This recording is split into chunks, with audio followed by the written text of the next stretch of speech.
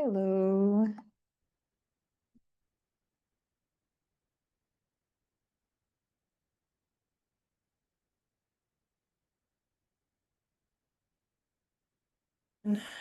Hello, hello. Hi again, Colette. Long day. All right. Hi, Peggy. Hi. I saw you sent me an email, Ed, but and I didn't see it yet. It started with wow, I but I might don't have know to, what else I it might said. have to leave at any minute, so I just wanted to know. Okay. Are you hurt? You have something? Yeah. I've been hurt for years. I've got a bad neck, and so we're trying this. I didn't go to Hawaii yesterday, so because of this, Oh, no. hurt, That's hurt too much. So my wife and all her family's in Maui right now. all Yeah, right. it's okay. I've been to You're like, Maui.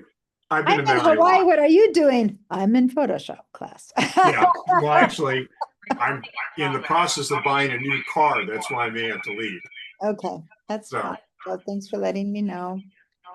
All right. I hope you get your neck is better and lets you go to Hawaii next time. So I'm hearing myself in the background of someone's.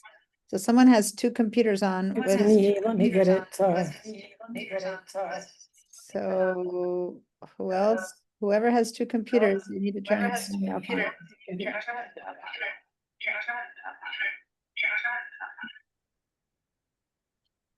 All right. Can I speak now? And yeah, okay. Now I don't have sounds reverberating through the background. Okay, great. All right. So let's go ahead and give a little hey ho in the chat if you're here. And then let's see who's here today. Hi. Oh, well, Colette was in my class this morning already. So hi again, Peggy and Ed and Jacob. Hi. Hi, Rebecca. Hi, Alan. Let me see, Thomas. Hi, Lacey. Hi, Michael. Julia, Karen, and Sharon. And then there's Karen again and Sharon again, and then Alan again. So, and Colette again. Okay, so everyone down there is your agains, and then everyone on the top is my one times here. So, okay. Hi there. How's it going? I have noticed that some of you guys did some really good work in the class posting stuff that you've been working on. Hold on, let me let some more people in before I share. But let me give you the link here so that if you do more work or have done more work, then you can keep posting. So here's the Padlet link in the chat. Ellen, you think you're here?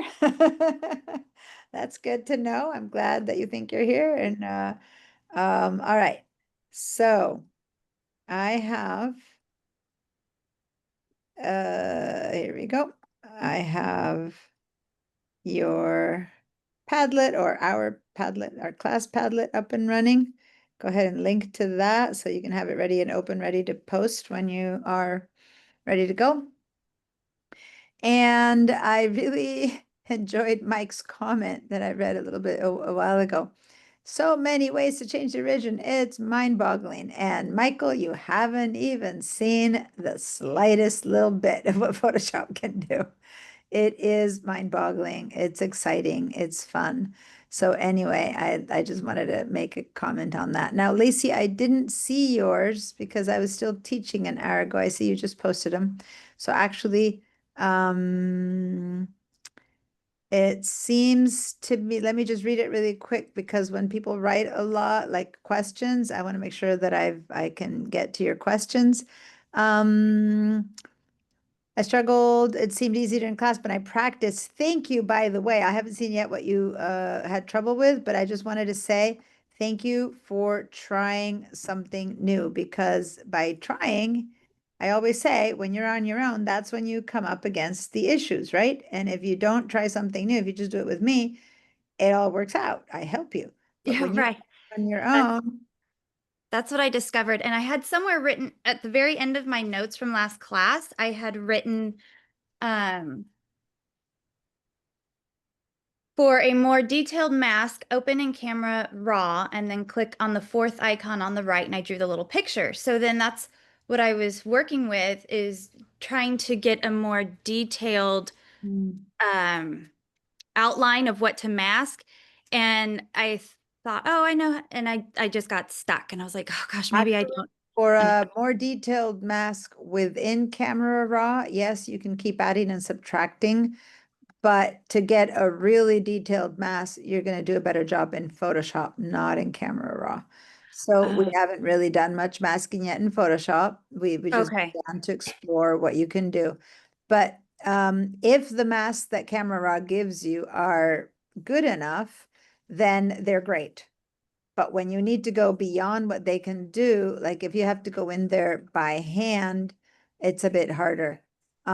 So then you Yeah. definitely can do better in regular Photoshop masking, okay? I see. Okay, thank you. Thank you for that.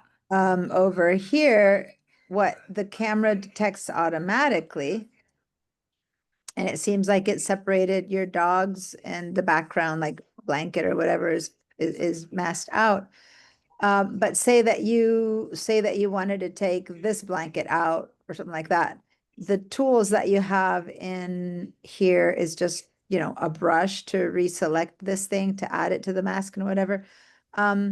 Yes, there is more flexibility for mask making in Photoshop, but if Camera Raw can do it automatically, it's just much easier to then work with that mask because you have all the things right here versus in Photoshop, you make a much more detailed mask, but then it's harder because you need to have different adjustment layers for each one of these things. Does that make sense? So it's a bit of a back and forth.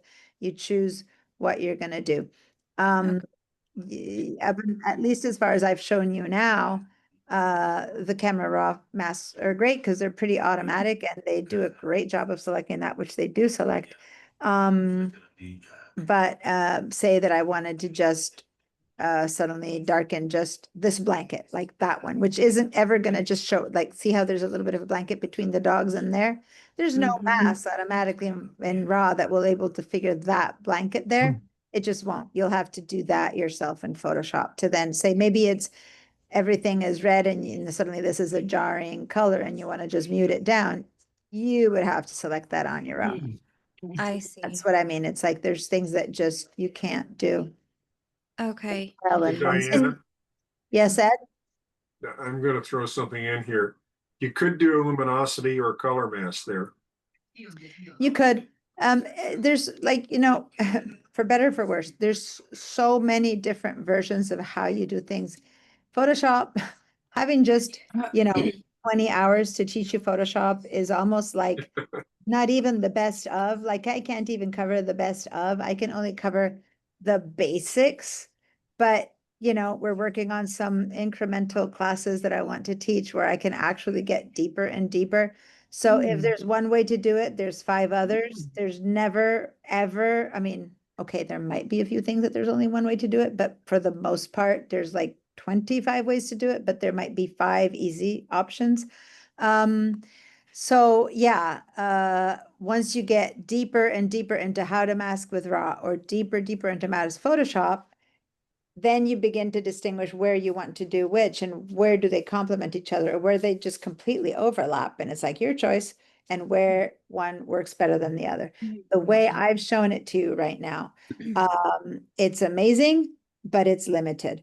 Now, My goal was to blow your mind, and I was going to mask the fire pit in the back, like, and then the pebbles and the dogs, and I was going to create the different layers, and then I was going to make all 3, like all the different layers, a really funky color, like purple dogs, green fire, and like, you know, blue rocks or something to kind of incorporate all the Easy. skills, but I got stuck in the masking.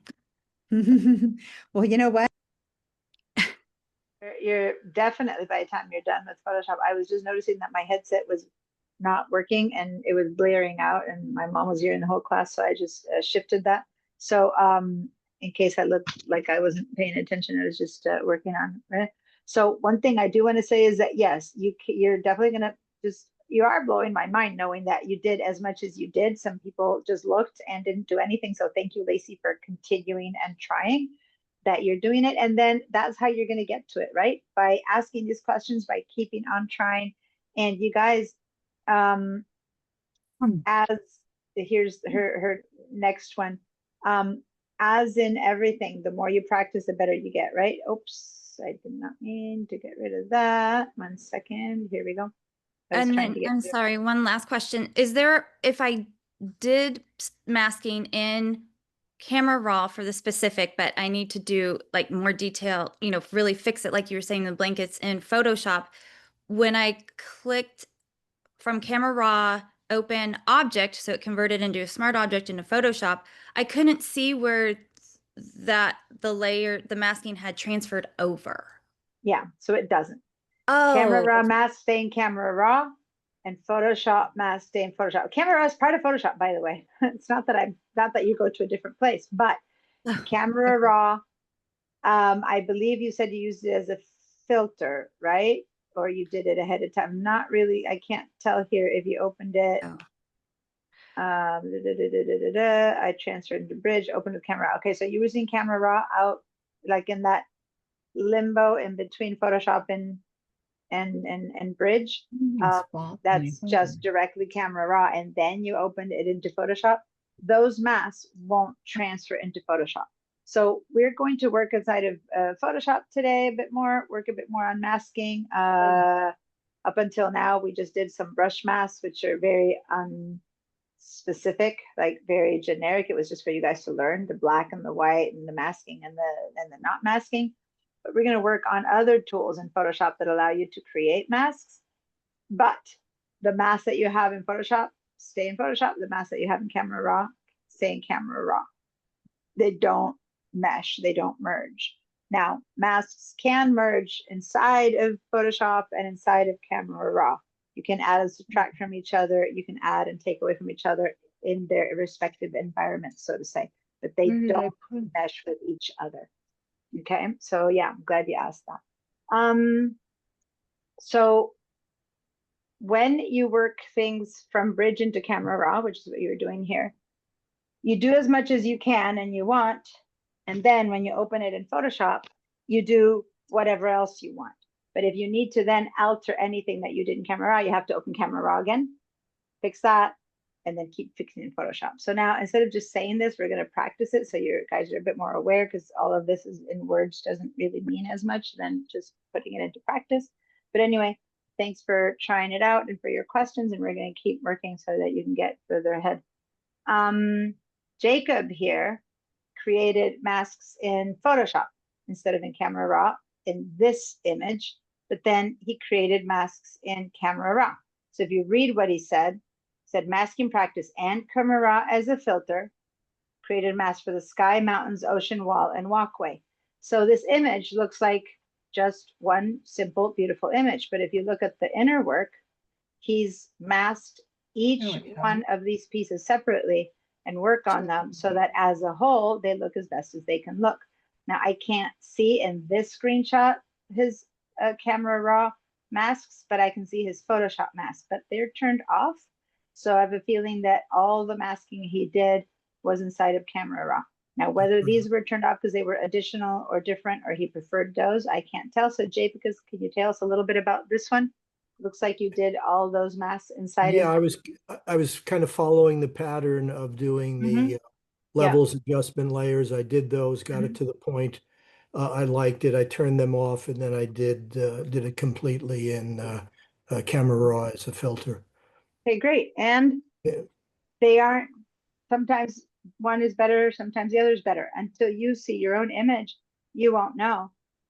There's no complicated masking here. Like, you know, the trees that we did the other day against the sky, that's really complicated masking. Ed mentioned that he subtracts the trees from the sky, which I thought was a good idea. And that works even better. But definitely, this would have been a simple thing to mask in either of the two apps. Like, none of this would have been a complicated mask. So then the question is, where do you want to do the changes? And for better, for worse, in Camera Raw, you could change many things at a time. You can change not only the light, but you can add some color, you can add some sharpness using one mask versus in Photoshop, you would have to have one layer for color, one for light, one for sharpness. So that might become a decision maker, right? Like where you want to do more or less. But other than that, there's things that don't replicate itself, right? But in this case, he said he first did these two, he liked it, then he turned them off, then he did it over there and he liked it. So basically, it's kind of replicating, although here you only have two, you only have a top and bottom, it would seem. And then you seem to have made more in there, okay? But great job practicing, Jacob. Beautiful image. I don't have the before and after to see how much you changed it, but the after looks really nice.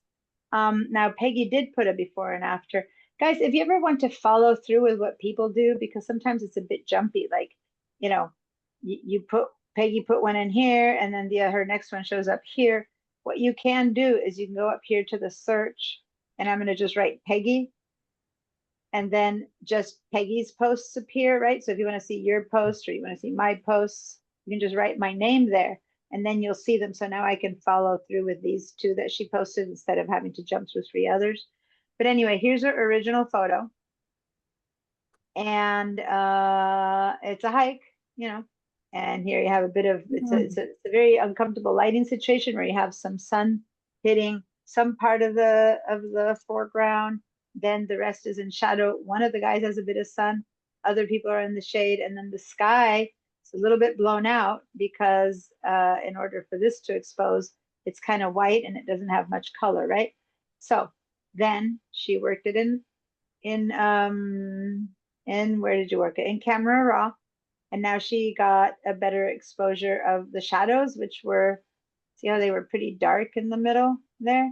And yes, it's a bit zoomed in so you can see it, but you can see the shadows a little bit better. But the sky is tremendously changed. Now, I have to say, when I first saw this one, I thought, I love what the sky looks like up there, but I really hate this halo that's happening here.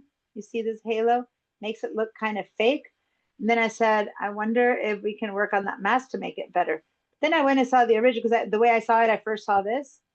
Then I saw the original. And if you actually pay attention, that halo effect is already happening. Like it's something that happened in the camera. You know what I mean?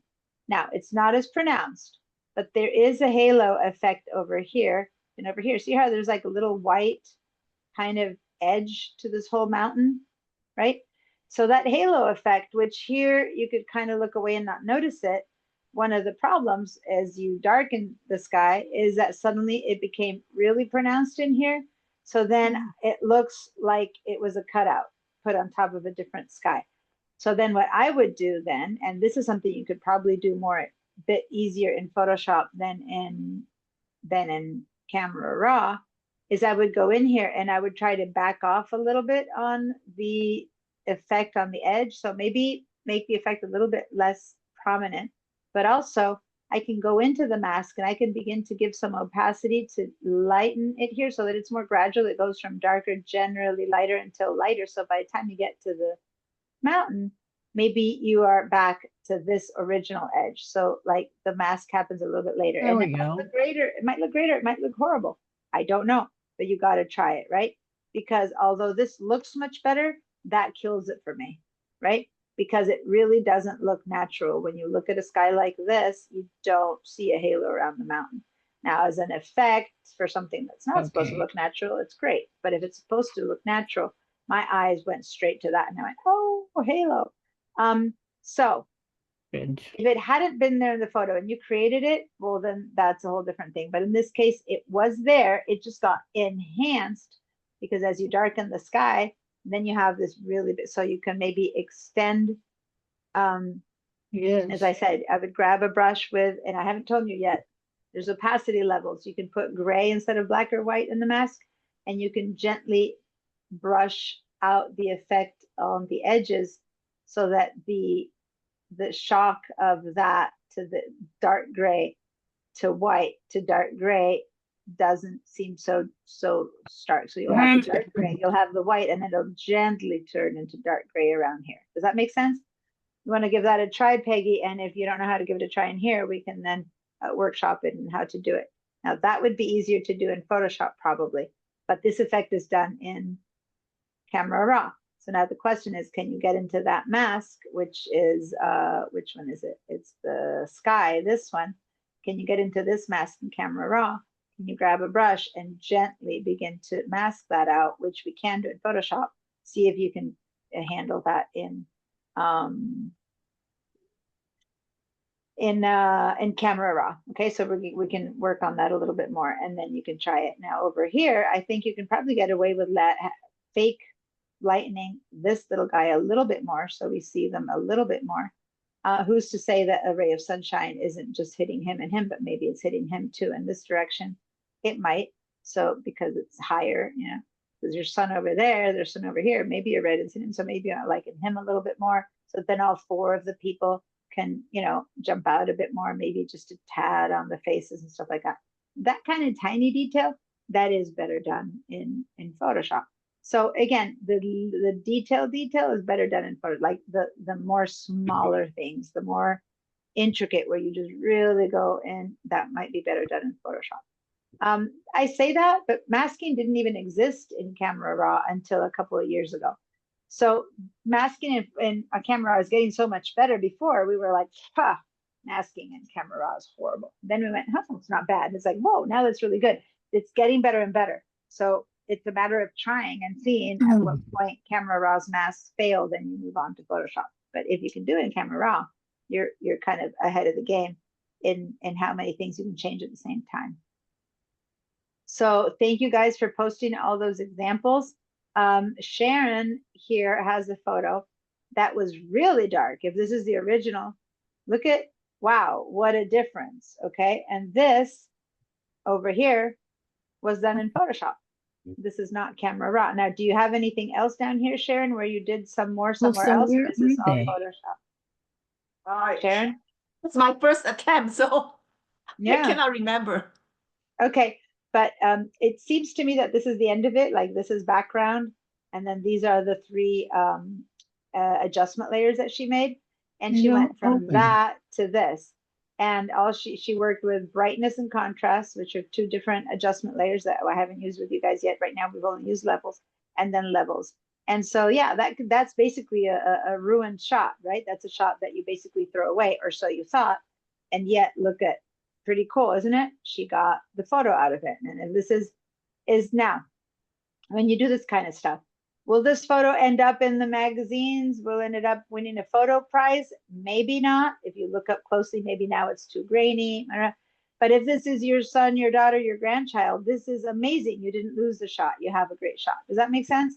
So when you go to extremes like this, if I approach it 100% in this area, I might find that it's actually grainy. And in fact, if I look at this sky over, not sky, but this background over here, and over here, it turns out that there is some texture, there's some like curtains, there's some like ceiling happening there. And here, by lightening it so much, it just is blown away. It's gone, right? So now what you can do in a mask, you can go into this mask, and that's the kind of thing we're gonna do today. If this one, lighten that to the point that it's gone, then now you grab a brush with some black ink or gray, and that's what we're gonna talk about. It doesn't need to be completely black. And you can just brush over this to bring these back, right? And so you don't have to have everything lighten up. You can lighten up most of it, but then go, well, I preferred these not so white and just a little bit, a little bit darker, okay? So that's that partial mask versus the global thing. These are white, so they're global masks. Everything got lighter. Everything got more contrasty, right? Over here. Now with a brush, you can just paint back some of that stuff that we lost in that background. Not too much. You don't want to make it gray and then have no contrast in the image at all.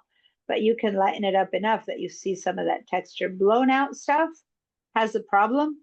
When you blow something out in a photography, and this is blown out, it means that you have white with no detail. So that area over here, that's why there's no detail. And what's gonna happen is if you print this photo, it's gonna print in, it's gonna print no ink on paper. Like that'll be just paper white. And this will be ink on paper. So our eyes, humans, we just kind of go vroom, and we joke, our eyes just get attracted to the light stuff. So we might miss on the fact that there's an award here. We might go over here and there and hang out there and not even notice this because our eyes are drawn to that area. Does that make sense? And over here, I see a little something on that cow. It's probably an award. I don't know. I can't really tell, but I think it is an award. And if I zoom in, I can't really see it. But that is calling me much more because it's so bright. So if I darken a little bit more, then I can stop looking at that and I can focus on the action. Okay. So that's something that we can fix a little bit more in the mask. But what a big difference in salvaging that photo. You got a great shot there then. Good job, Sharon. Okay. Last week I hadn't mentioned, I think Thomas posted this one after I had already gone through this. So let me just show you Thomas. He had posted these. So Thomas is a photographer and he goes to Bodie, you know, that ghost town in California. He goes and does a lot of photography there. So he had taken this photo, which is interior of one of those abandoned houses. And it's pretty darkish in there. Now this is handling it in camera raw, okay? And so he had a pretty darkish interior, but a very contrasty light because there's this blown out windows and a very, not blown out, but almost blown out little sunspot, right? On this over here. So then I'm going to move over to the next one. So then he lightened everything up, and what a difference, right? Between the original and this one. Wow, now you look at all the stuff that you're seeing, all the ceiling that coming down. It's an abandoned house and it's all falling apart, right? But here you didn't even notice that. You were looking at that. You didn't know. Now, is that a bad shot and the other one a good shot? No, you can call attention to an image in different ways, right? You could have preferred to keep some of the mystery and lighten up only a little or not. But in this case, what happened is it all got much lighter, okay? And so now you see the texture of the wallpaper, you see the stuff falling out, you see everything. But by lightening it so much, you do begin to lose. This is blowing out completely, the white stuff. Then he has one more over here where that was in camera raw, okay? This was all in camera raw. Then he opened that in Photoshop, and then he made another mask in here. And if you look at the mask in here, you can see that there's some black right over this area of it, okay? And over here, over the door of it.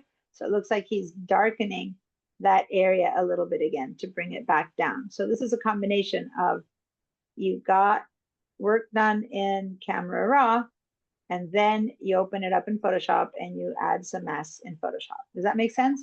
So it's like they go hand in hand. You choose where you do one and where you do the other. Got it? Are those coffins? Are those coffins, Thomas? You're muted, so I don't know what your answer is. Is that a coffin? Yes, Is that a yeah, coffin? that's the Morgue and Bodie. The morgue and Bodie abandoned coffins. It was a town that was abandoned pretty suddenly when they had to whatever. It actually was abandoned in the 40s, but it Yeah. was declining since the probably 1900. Yeah.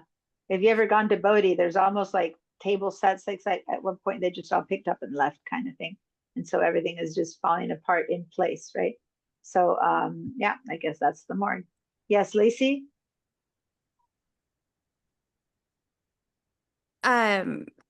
You said he did that in Camera Raw and then made the adjustments in Photoshop. So No, he did this in Camera Raw. He went from here oh, okay. to here in Camera Raw. This is Camera Raw, no masking. Everything, he just worked with the higher highlights or shadows or brights to make it be as light or as dark as he wanted. Oh, I see. But And then then there was too much light on this, and Yeah. that's not a mask. Photoshop, you can't do this mask in Camera Raw. Camera Raw won't be able to like touch just the bright areas of the image. It will be able to choose, you know, the dogs in front of the fire, but this kind of detail, it won't know how to select the coffin top, not even the whole coffin, but the coffin top or the window Sure. brightness, right? That is up to you. And so that's what then he opened it in Photoshop. And then in Okay. Photoshop, he created the levels where he darkened the white stuff. And can you Oh, go, okay. I okay, see. you still Thank have a little bit of clipping there, so maybe it can go a little bit darker, but if it's Okay. completely blown out and there's no texture, there's no point in darkening it too much more, but yeah. Yeah, Okay. I also did perspective control on it on the final. Okay, so in Photoshop, which you can't do in Camera Raw, look at in the history, you can see his last feature was a perspective crop. And that's something where you change the perspective, and let's see if we can tell. Looks like you're looking upwards a little bit. And then when you go down here, it looks like you're down at, let's look like you're looking down onto it. Let me see. Yeah, and you crop, see how here he has a door and some stuff that if you crop in, it would have given you like a crooked wall. Here he fixed that where he cropped it, but the wall isn't this crooked before. So anyway, that's the last thing that you have to do in Photoshop. So again, you need to learn the Okay. program enough to know what you do where, right? Yeah. So Okay. Thank you so much for that. you're welcome. No, at all. Welcome. Good job, you guys, for showing all these good examples that I can then show to everyone else and have everyone else. After that, it's the class files. And thank you everyone for posting the class files. We already talked about the stuff that everyone else posted last week, but keep posting. It's these examples that I get to show to the class, but more importantly, it's these examples that you guys put in of your own files where you're learning something different, where you see what does or doesn't work beyond the few files that we're working with in class. So, all right, good job. The homework was to create more masks using adjustment layers in Camera Raw and in Photoshop using black or white.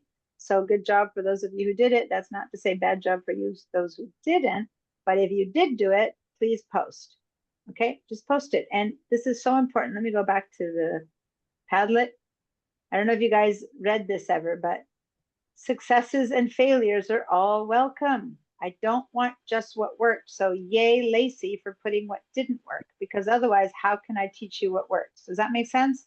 So I don't want just what works. I want you to go, I tried and I wanted to blow your mind and I didn't. Well, guess what? No, you did 10 times more than most people by trying, and you're well on the way to learning a lot more because you couldn't do it. So now you're asking me the right questions. Okay, guys? So successes and failures, please post whatever you do so that we can then work on it. For many of you, what I said today was words, words, words. For Lacey, because she tried to go from Photoshop to Raw, Raw to Photoshop, the same things I'm saying are landing differently because she tried it. And that's what I mean by it. When you try it, then when I give an explanation, it makes more sense to you. You know what I'm trying to say? Because she was aware of not knowing where to do one or where to do the other. So then she has follow-up questions. So that's what I hope you guys do when you try things, is to then be able to understand, not only understand my explanations better, but then have follow-up questions and then say, what if this, what if that, what if whatever, and right? So anyway, enough of my little soapbox of practice, practice, practice. Now you have 1 week to keep practicing and posting your good and your bads, right? Your successes and your failures. All right, let's head over to Photoshop, to Bridge, I'm sorry. Click on the Photoshop class files, and we're going to do, there's, Jesus, so many sides of Photoshop I can always show you, but I want to show you a couple of things. I'm going to be using some masking, but I also want to show you some other things because masking isn't the only thing you have in Photoshop.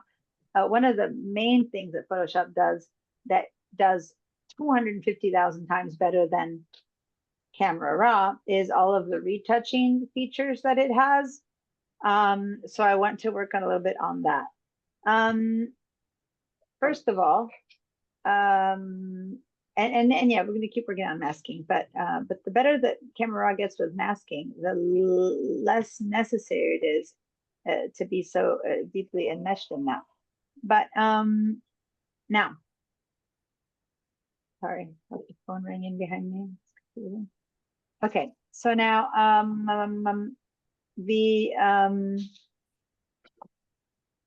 gonna do some basic retouching that we're gonna do by hand, and then we're gonna do some retouching that the computer does automatically. There's a lot of artificial intelligence tools now that exist in Photoshop for it to do retouching for you.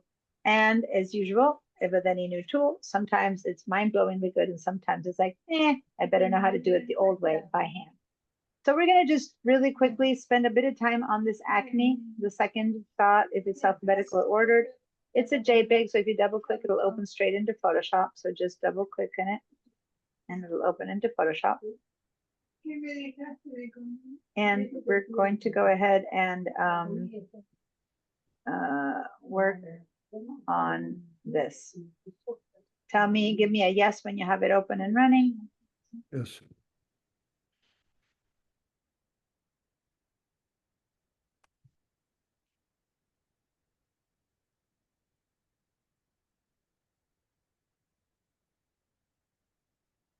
No. Wow. Okay, guys. Lots of yeses. A couple people showed up while I was talking. One of them was Moni, so hi Moni.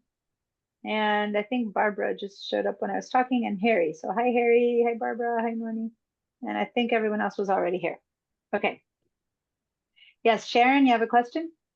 Yeah, you know, kind of like at the border between the photo and the right-hand side, that's in the middle, there's like a squiggly thing, like a left and right. No.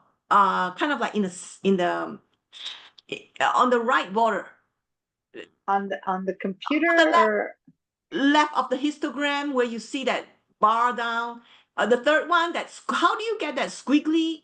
I call it whatever. How do you get that to appear? this whole side?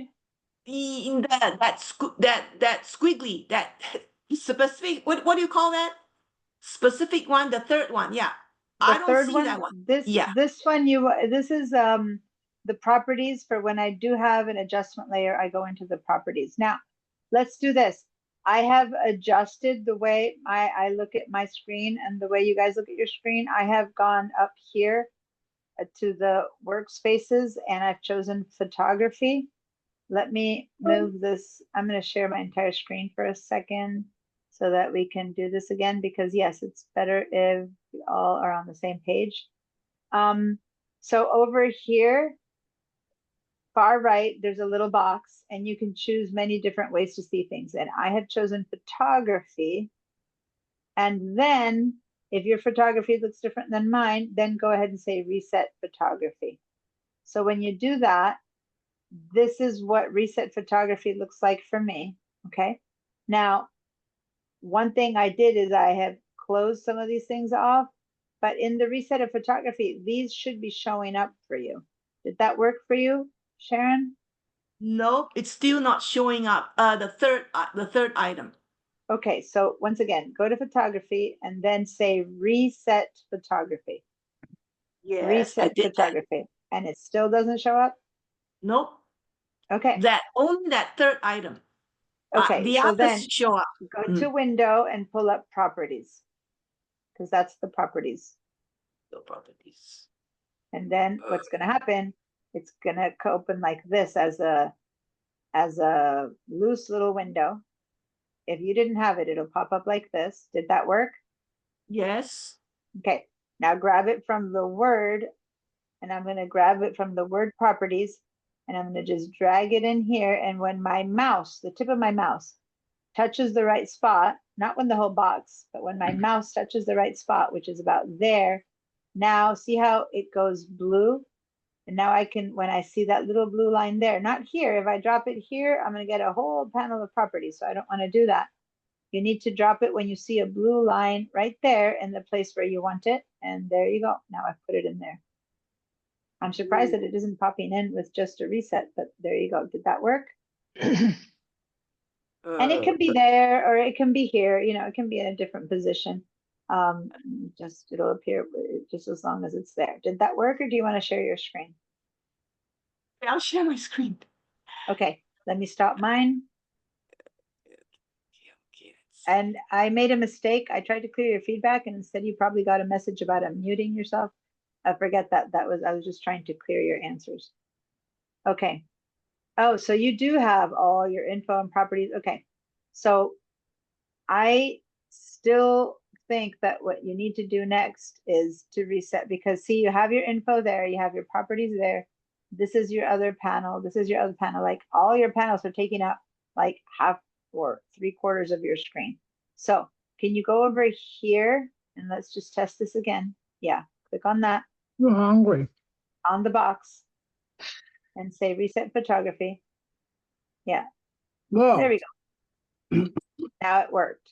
Now this one here seems to be where mine was. Can you click on that to see if it is the properties just with a different icon? Yeah, it's the properties. For some reason, it has a different icon, but there it is. You have the properties panel. Okay. For some reason, it's got a different icon, but it's working. There it is. All right, thank you. You're welcome. Okay. Barbara? Yes. You know the bar that's right under the photograph? I contextual worked panel? forever to get rid of that bar. Mm. And when the photograph was up on your screen, it shows that bar. And now Yeah. I don't know where to go to bring it back. Okay. So those of you who are not accustomed to this bar, for a while it was bugging me when it first appeared, I don't know, about a year ago. And I was also trying to get rid of it, but now I'm trying to find use for it. And now I find it quite useful Okay. because you slowly need to get accustomed to it. But if you don't have it and it's called the contextual panel, then go to Window and go all at the the way very down top? to contextual taskbar to turn it on. Oh, do I need to go to the Photoshop window? Photoshop window, Yeah. Okay. contextual taskbar. Window. So the answer to both of them, everyone, so that you understand, has been And go just to click. Window. Let me give Oh, you there it a is. Thank you. Photoshop in the Mac has all these way up at the top disconnected from your Photoshop window. On the PC, they are right here, right above the image. You see the words, but these windows that belongs to Photoshop is where you turn on anything that's not visible. So if I want a tool that's not here, I do that. I look for it over here. So say that I suddenly want my patterns. I'll click on patterns. My patterns will pop in. See there? Now, since it popped in and it stuck itself in there, I'm going to take it out because I didn't want it. But some of them, when you open, they don't stick themselves in there. They just kind of float. But if they do and you don't want them, you can just drag them out again and close them. But say character, if it just, now they're all sticking in there. Sometimes they don't. So again, if I were to suddenly open a ton of different ones and open that one and then open the navigator and then open the timeline and then open the, I don't know, the notes and then open, so I can keep opening and opening and opening a bunch of stuff. All of these things begin to kind of change my thing. Maybe I open something else that I just hang out here and I open something else that I hang out here. And suddenly it's like everything is weird. The way to bring things back is to go reset photography. And then it's like, phew, everything kind of goes back to the basic set. Now, inside of the reset, I don't want us to be seeing a histogram this big. So I can put my mouse in here and drag it up a little bit because I would rather have more space for other stuff.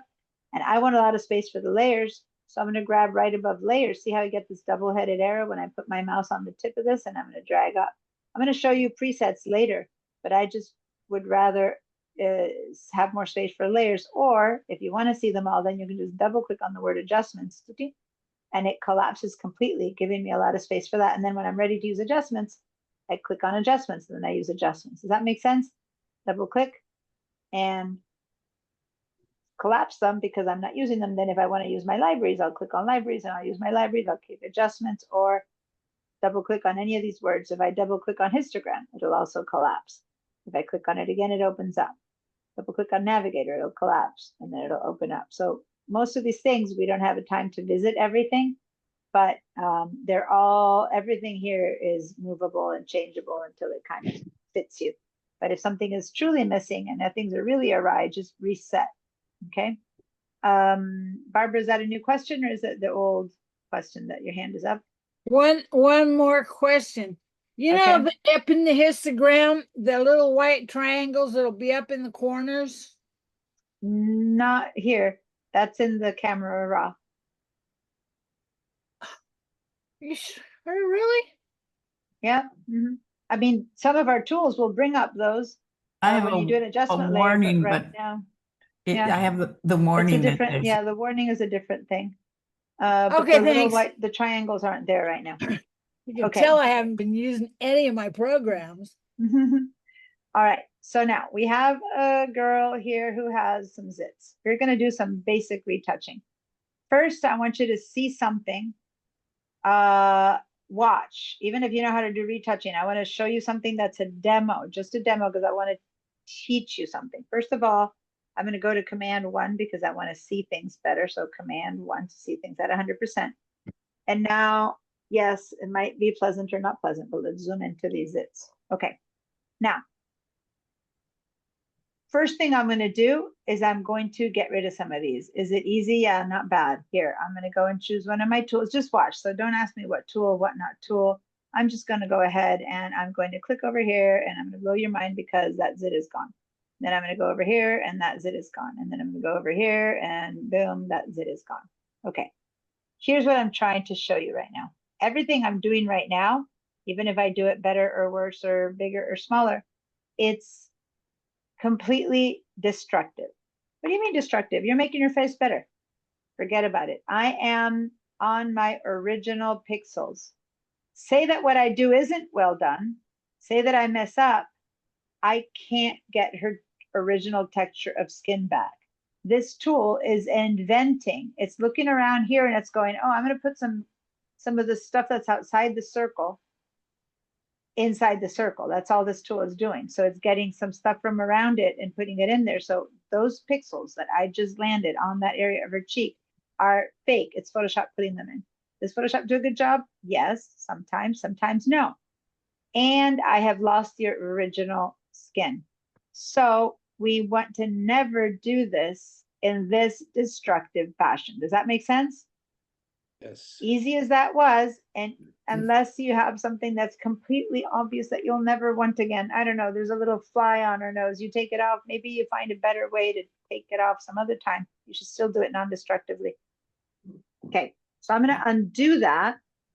And since I want people to remember that you can undo with Command Z, or you can open the history panel, which is up there, then turns out that I've done like 10 little clicks of my spot healing brush, so it shows up 10 times.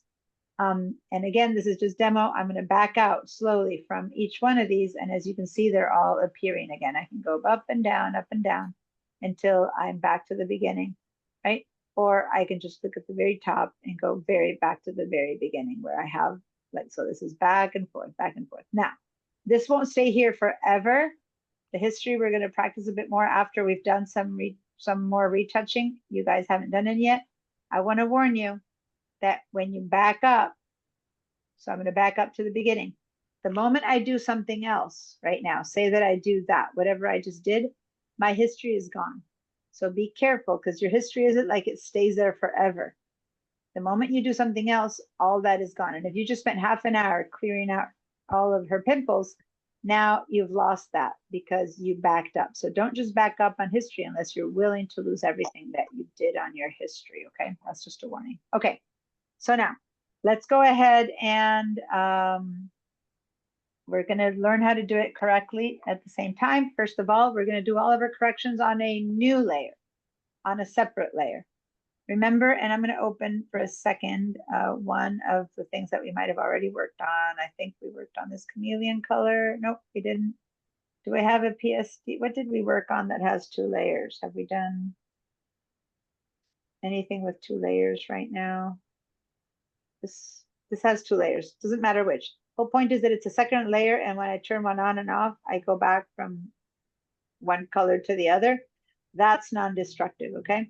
So that's what we're gonna do here. We're going to do this on a non-destructive way on a separate layer. Now we're gonna create that new layer. We're gonna go down to the bottom of my layers panel, and we're gonna click on the plus sign, and boom, we've created a new layer. Okay. And yes, Lacey? I'm sorry to interrupt, but I just feel like I have a question at this specific moment. So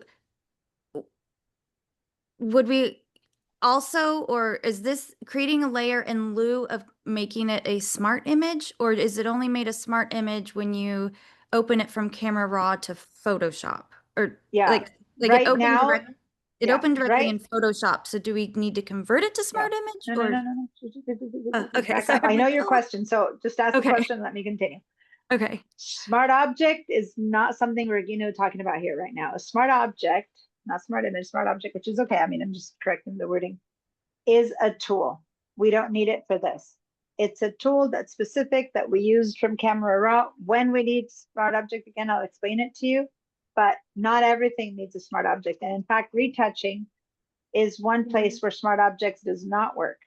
Because a smart object protects your image from being affected, and we do want to affect this image. We do want to retouch it. So I'm going to talk more deeply about smart object another time. But we're like not continuing on the class from the other day. We're veering into new territory. It'll all come back together at the end. Yes, Alan? Yes, I didn't see how you got that that special toolbar Okay. below the image. Yeah, select subject, etc. This is the contextual toolbar. Right. And I turned it on by going to Window, Contextual Taskbar. If you have it, if the check mark is not on, then it's not there. Window. Oh, okay. Thank you. Okay, you're welcome. Now, if you go here and you click on it again, because it's already checked, then you've disappeared it. Then you have to go back in and see when it's not checked. That means it's not there. When I check on it, then it appears. Okay. So that's how you would turn it on and off. Okay. So now over here, does everyone have a new layer? Give me a yes if you have a new layer. Yes. All right. Oh, and let me bring down your hand, Alan. There we go. Everyone has a new layer. Okay. So this layer, let's call it something. Let's double click on the word. See my finger right on the layer word, double click right there. If you double click on this area here, a different thing will happen. So just cancel that. You need to double click right on the word, and then the word will light up. And now we can call this one spot healing tool. Spot healing tool, which is the one that we're going to use first. Spot healing tool. Okay. Now, it's very important.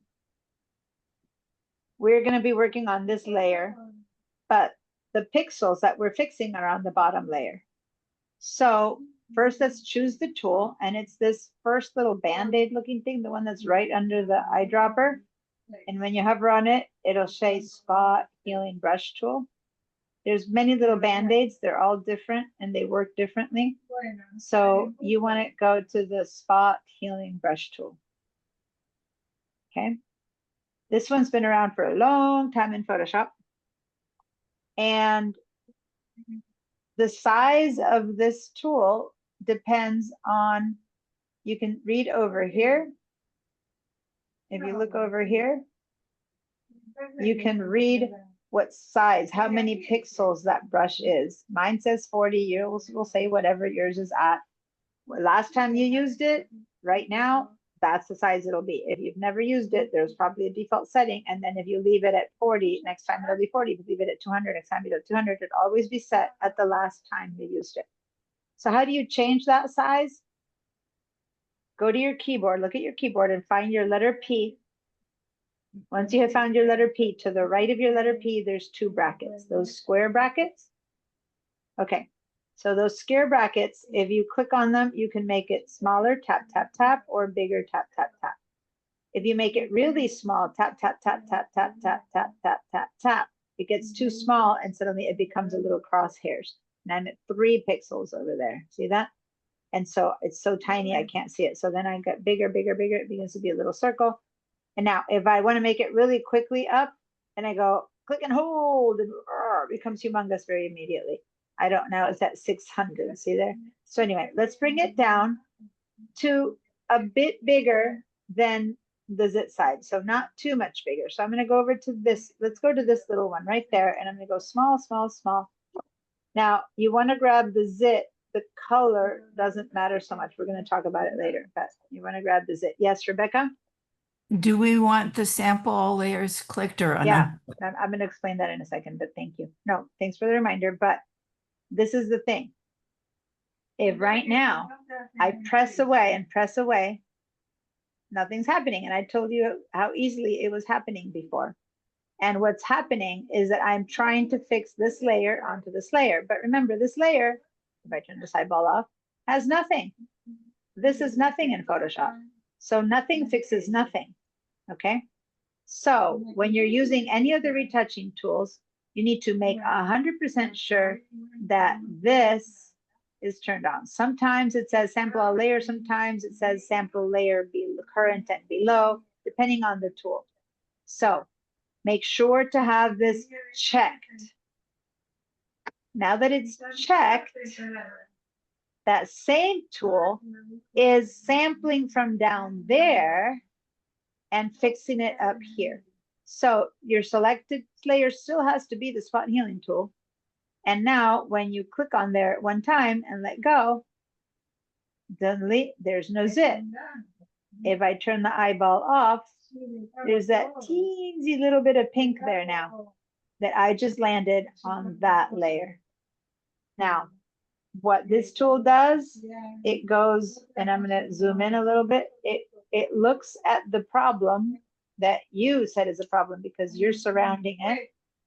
And it's going to look right in the outer circle, right outside of it. And it goes, there's good skin around it.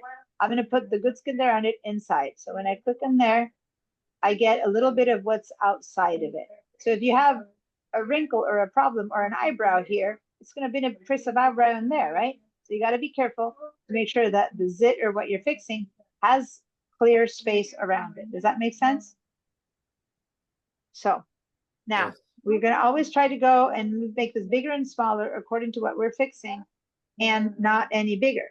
So if I'm fixing this one here, I'm going to go barely that much bigger, and then I'm going to click, right? And then I'm going to let go. And sometimes the edges of the tool are too soft. So what I mean by edges of the tool, up here, so don't keep clicking around, follow my instructions. Up here at the top where it said 30 pixels, that's the size I'm using right now. There's a little arrow. I can click on that. And I could have changed the size of my tool this way. I could have made it 360 pixels that way. See how it's really big now?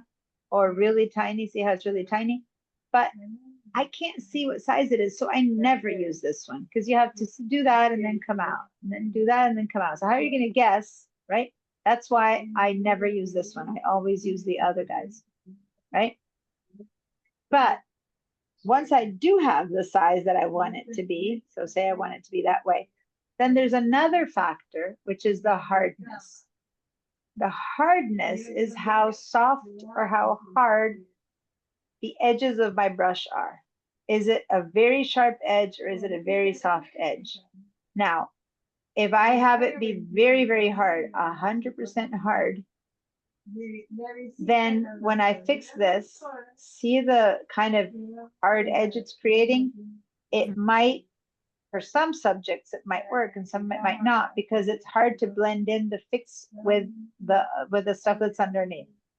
Versus if I go 100% soft and I try to fix it with that, then some of my pixels will become blurry and my skin begins to look blurry.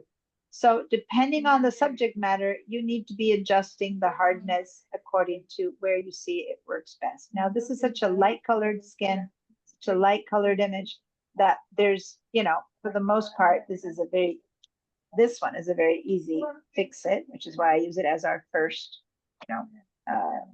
retouching tool.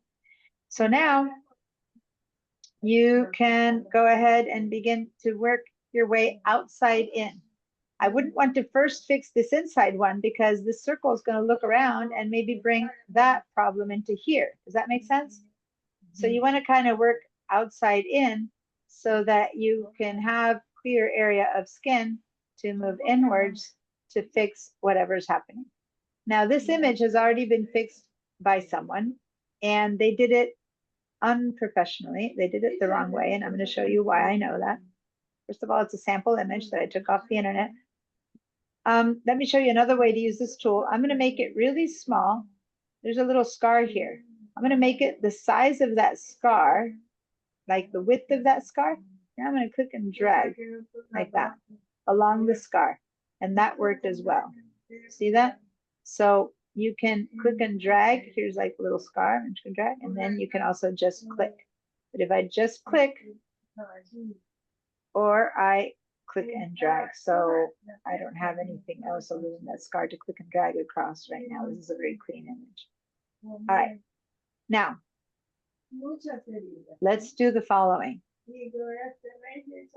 I'm going to zoom in a little bit. There's another tool that I'm going to show you later. But when you zoom in a little bit more, do you see how weird this texture of the skin is right there, and right there? Isn't that strange? Can you guys see what I'm talking about? I'm seeing a couple people going, yep. Zoom in a little bit more. And I'm zooming in past 100%, but it's just so that you guys can see what's happening here.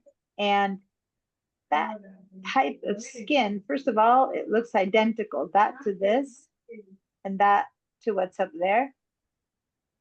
But not only does it look identical, but on top of that, over here, where I was so happy about the fix that I had made, if I look at it at 300%, I've got a little splotch. You see that? Instead of skin texture, can you tell that I got a splotch? I was like, oh, this worked so well. It worked really well on the nose. It worked really well on some of my other ones, but this is one that I made with a really soft brush. Remember I said when you have a really soft brush, when you have a soft brush, it fuzzes it so much that you lose skin texture. So you want to avoid losing skin texture, but you want to also avoid putting fake texture where it doesn't belong. So someone who fixed this image earlier on took some of this texture and pasted it here and here. And I'm gonna show you how it's a different tool. So now you have some like under eye wrinkle right next to her nose, which is bizarre. Does that make sense? No. So you have to be careful. The nose skin is different type of skin. This little pimple, tiny, not pimple, but like little kind of dots that are here shouldn't be here. And that shouldn't be there. So you need to be careful what kind of skin you put on things. Anyway, give me a second.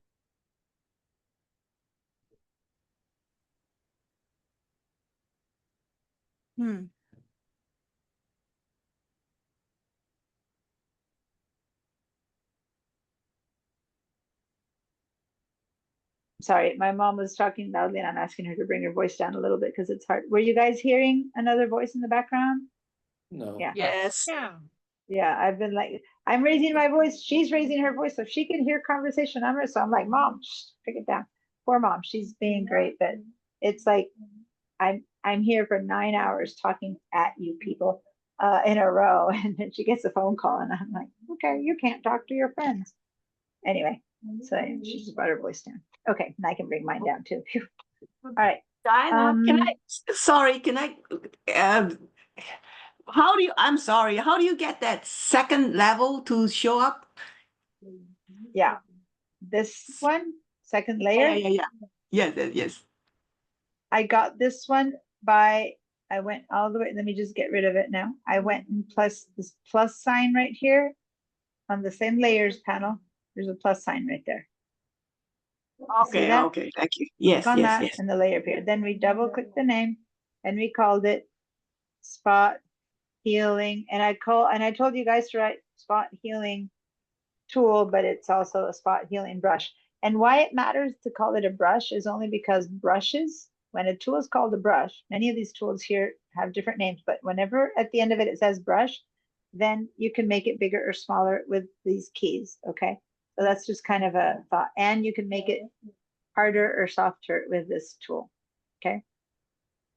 So every brush that exists, you can do that. Anyway, so now let me go back and do some of these corrections again. And I'm going to go ahead and do that. And let me just fix one or two of these. So if you actually pay attention by now, maybe you guys have already fixed more than me. I don't know. This is a tool that you want to, here, let me just do a few more.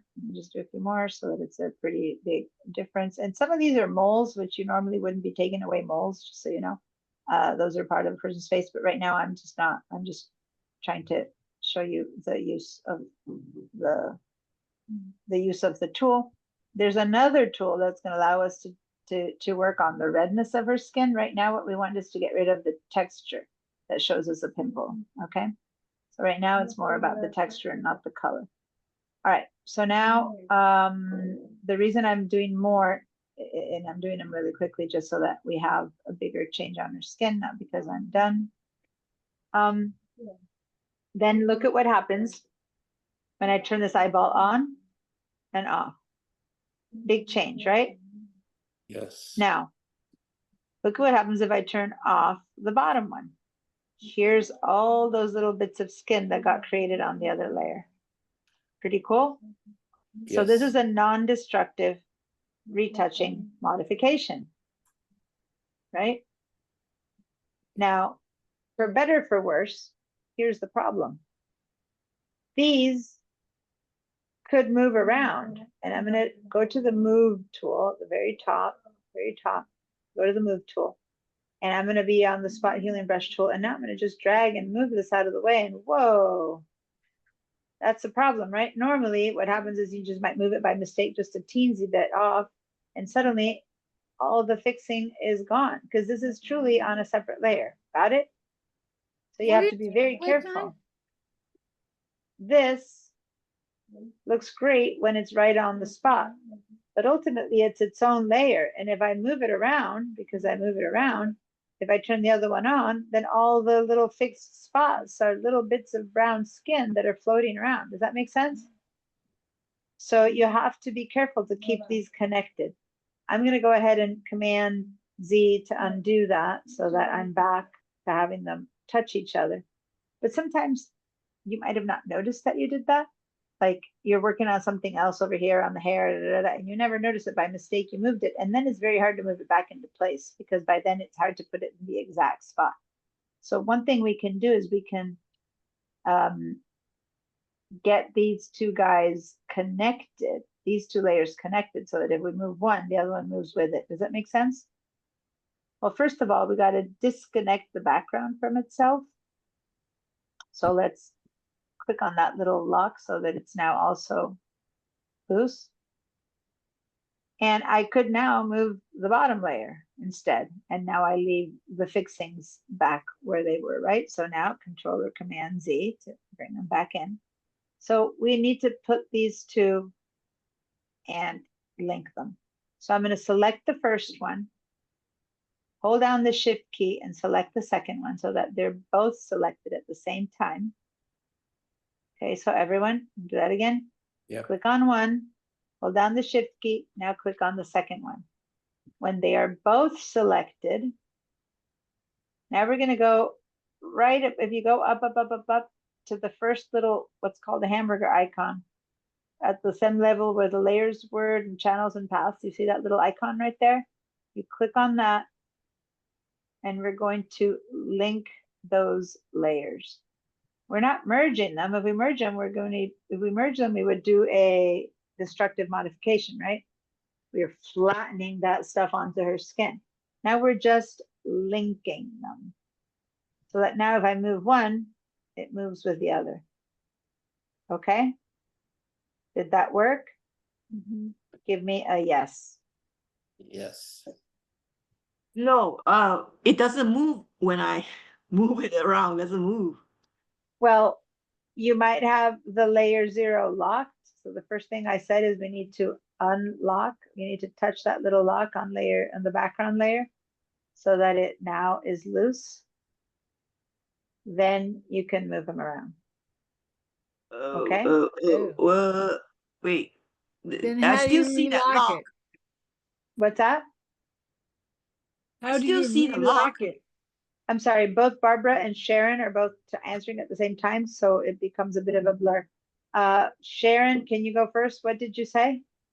I tried to click on the lock. It won't unlock. All right, so let me back up. I'm gonna unlink these layers again so that I can, let me go into my history, see? Let me go back to where I locked it. One more, and there we go. Doesn't lock Okay. it. So this is how we were working with, okay? If you touch with the tip of your mouse or the tip of your finger if you're on a Mac on that thing, it should unlock. But you need to not click on the layer, just on the actual little lock icon. Did that work? Sorry, I need to unlink first. Gosh. No, Just they now could I have been linked them. linked. Yeah, Just they now I can be linked them. linked.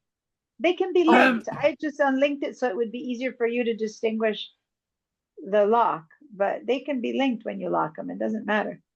They can be locked and linked, or they can be loose and linked, but they won't move if they're locked. Now they're linked and they're locked, so now nothing will move because you've locked one, the other one won't move either. Does that make sense? So you can have both icons. You can have a link and a lock, but if you want them to move, you need to unlock it, then you can move them. No, I'm still not getting it. Can I share my screen?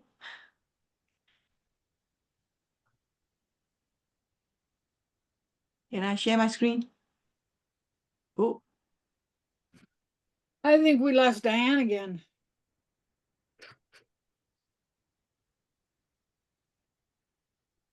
okay. Share, it's two times. You have to click share and then share again at the We bottom. blue lost one. you again. Okay. Share screen. Share. You All right, lost here. me? Can you guys hear Yeah, me, for a Deanna? couple minutes. I was just waiting. I didn't say anything. I was waiting for Sharon to share. Okay. Yeah. Right now, this is unlocked. You were saying that it wasn't working. You've unlocked them. They're linked, but unlocked. Now, if you're not seeing it move, it's because you're so zoomed in that you don't see the movement. So go ahead and zoom out, Command minus, minus, minus, or Control minus, minus, minus if you're on a PC. Control minus. Yeah, control my, how come it's not moving? I don't know. Oh, because you're probably on Zoom. Click on Photoshop again to make sure Photoshop lights up, and then Control minus, minus. You're not in the move tool. No, but Control minus should work no matter what. Yeah. Oh, okay. Yeah. All right. Okay. Good. And now go to your move tool. Move tool. It's gonna be a bit. Where's That the move top- tool? Top tool at the top left. Your mouse is way over here. Your mouse is way over here. Drag it over to the top move tool. Follow my pink line. Top left tool of all your tools, that's your move tool. Yeah. Oh, Select that tool Okay. and now click and drag and you can start moving things around. yeah. Okay. All right. Thank you. You're welcome. So one It thing looks like that our layers weren't linked because when she moved it, you could see top of the picture. her layers were linked. She just moved. Her layers were linked. She left them linked last time I looked. But when she moved them, she wasn't seeing the edges. So let me explain what's happening. If you want to see the movement, if I move Command 0 enough that I see all my black area, then you see that I'm moving it, right? But if you're zoomed in, you can do the, you might be so zoomed in that even if you move it, you can't really tell if it's really moving, kind of like you need to be zoomed out and then go, oh yeah, I did move it from its resting place. Does that make sense?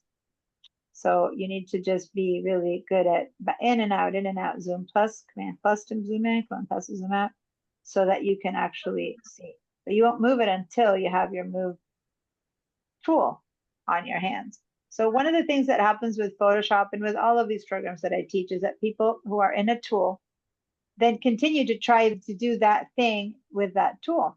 And you forget, or people forget, not you in particular, everyone, that you need, this is only a retouching tool. That's all it is. It isn't a move tool. So if you want to move now, you have to go to the move tool. Now, if you want to retouch, you need to come back to the retouch tool. Now, if you want to paint with a brush, you have to go to the paint brush tool. Like you need to change tools to do different things, okay?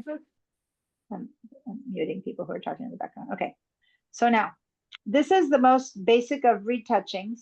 This kind of retouching you can also do in Camera Raw, by the way. We're going to talk later about, how I told you retouching is something that you can do at a higher level here inside of Photoshop. But this basic retouching can be done in either one. Now, Screenshot. Barbara, you had a question that I was saying, let me answer Sharon. So do you remember what that question was? Yes, Now I that do. Okay, what was And, that? They're unlocked but linked, but how do I relock them? If you want to relock them, you select them and you go to this little lock feature Go right to there. the lock. That's right. Sorry. Now, I only need to lock one because since they're linked, if I try to move this one now with the move tool, it won't move. Why? Because it's linked to a locked layer, right? So in that sense, but you can lock both of them if you want, but you don't really need to because they are locked, right? Anyway. Well, how do you tell if they're locked? If I Because have I both see of them a lock. highlighted, I see the little lock. they have two chains. Okay. No, but so, that's link. That's linked. But it's Lock- not locked. Lock is that little icon that if I Right. click that one, that's a lock, and this is a link. Okay, different little icons. Okay. Okay. Do you have? Can you? Do you Can I want you end up with one lock, and when I do it, I end up with two locks. Well, because when I am doing it, I'm only one selected. If you still had both selected, click shift, and I lock, then both will lock. That's just because I had both selected and you had two selected and I had only one. That makes sense? So Whatever. I can go up to the spot healing layer and highlight it and lock. Lock that one. But since they are linked, you're effectively locking both. But if you unlink them, should you click on the top one to lock them, or should you highlight the background and then go up to? It makes zero difference. Okay, now, thank you. But hold on, if I want to keep working on this brush, now that it's locked on this layer, now that it's locked, I can't. So, although it makes zero difference of which one's better or not, if I'm done, then sure, I can lock it. But I would recommend to lock the bottom one that I don't want to mess with. If you're going to lock it at all, you don't have to have it locked. But if you do, that way I can keep using this one, because once the layer is locked, I can't retouch on it. Okay. So that's an example. So much. Thank you. Yeah, no, it's okay. And I personally never have any layer locked because I'm good about not moving things around with my move layer. But that's something with my move tool. But that's something that you get better at with time. When you're at first learning, you might have a mask that looks perfect, and then next thing you know, you by mistake you moved it. If that's you, then you might want to lock things down until you do. But then you need to remember that if you need to come back and keep working on it, you need to unlock it, right? So if it's locked, nothing happens on it. If you unlock it, you can work on it. Ideally, you learn not to move things around by mistake, and then you never have to lock everything, but you slowly get worked up into that. Okay. So now that's the basic spot healing brush. As you can see, the texture of the pimples is gone, but not necessarily the color. That said, it's still much better than it used to be, right? Now, some of you might have noticed that she has like a little scar on her lip. And if you did give it a try with a spot healing brush, it might or not have worked. Sometimes, depending on how careful you are, it works and sometimes it doesn't. So what if I go ahead and I try it and I go ahead and I do like that? It might have worked or not. It's better than other times. I'm going to Command Z to undo that. I'm going to try again, maybe only there. I can still see it a bit. I'm going to try over here. I can still see a bit. Now my lip is pink. Lip is bleeding upwards. Now I come in and do it. So I'm just testing by using my Command or Control Z. Okay. Now, if you want to test that, maybe I'm going to see if I can get rid of that whole edge of her nose. And I go, whoa, that looks horrible. Command and Control Z. So let's start practicing with some ridiculous things. I want you guys to get good at the Command or Control Z. I'm going to get rid of this nose hole and I'm going to say Command or Control Z. Yeah, pretty weird, right? Go ahead and I want you guys to understand that the Command or Control Z is your best friend. If you make a mistake, you wouldn't want to then go and try to fix it by doing it again and then again, because in the end she's going to end up with a mangled lip. And then you're like, oh, I've ruined her lip. No, just Command, Control. And now you can hold down the Command key and then tap. I'm going to do many different mistakes. I'm going to do that. I'm going to do that. I'm going to do this. I'm going to just do that. Then I'm going to hold down the Command key. Look at how many I did. Spot healing, spot healing, spot healing, spot healing. I did like 7 spot healing brush tools. I hold down the Command key, leave it held down, Control for PC people, and then I'm going to tap the Z. 1, 2, 3, 4, 5, 6. Does that make sense? Like each tap is one undo, but I only hold down the Command or Control key the whole time, and then I tap, tap, tap, tap, tap the Z until I'm back out of that. Can you do that, guys? Go ahead and start doing some weird stuff. 1, 2, 3, 4, 5. I got rid of her eyeball. Like crazy stuff. Now I'm going to show you with this open so I can see it happening. I'm going to hold down the Command or Control key and I'm going to go undo. See how one's disappearing. Z, Z, Z, Z, Z, Z. I have just undone those steps. Does that make sense?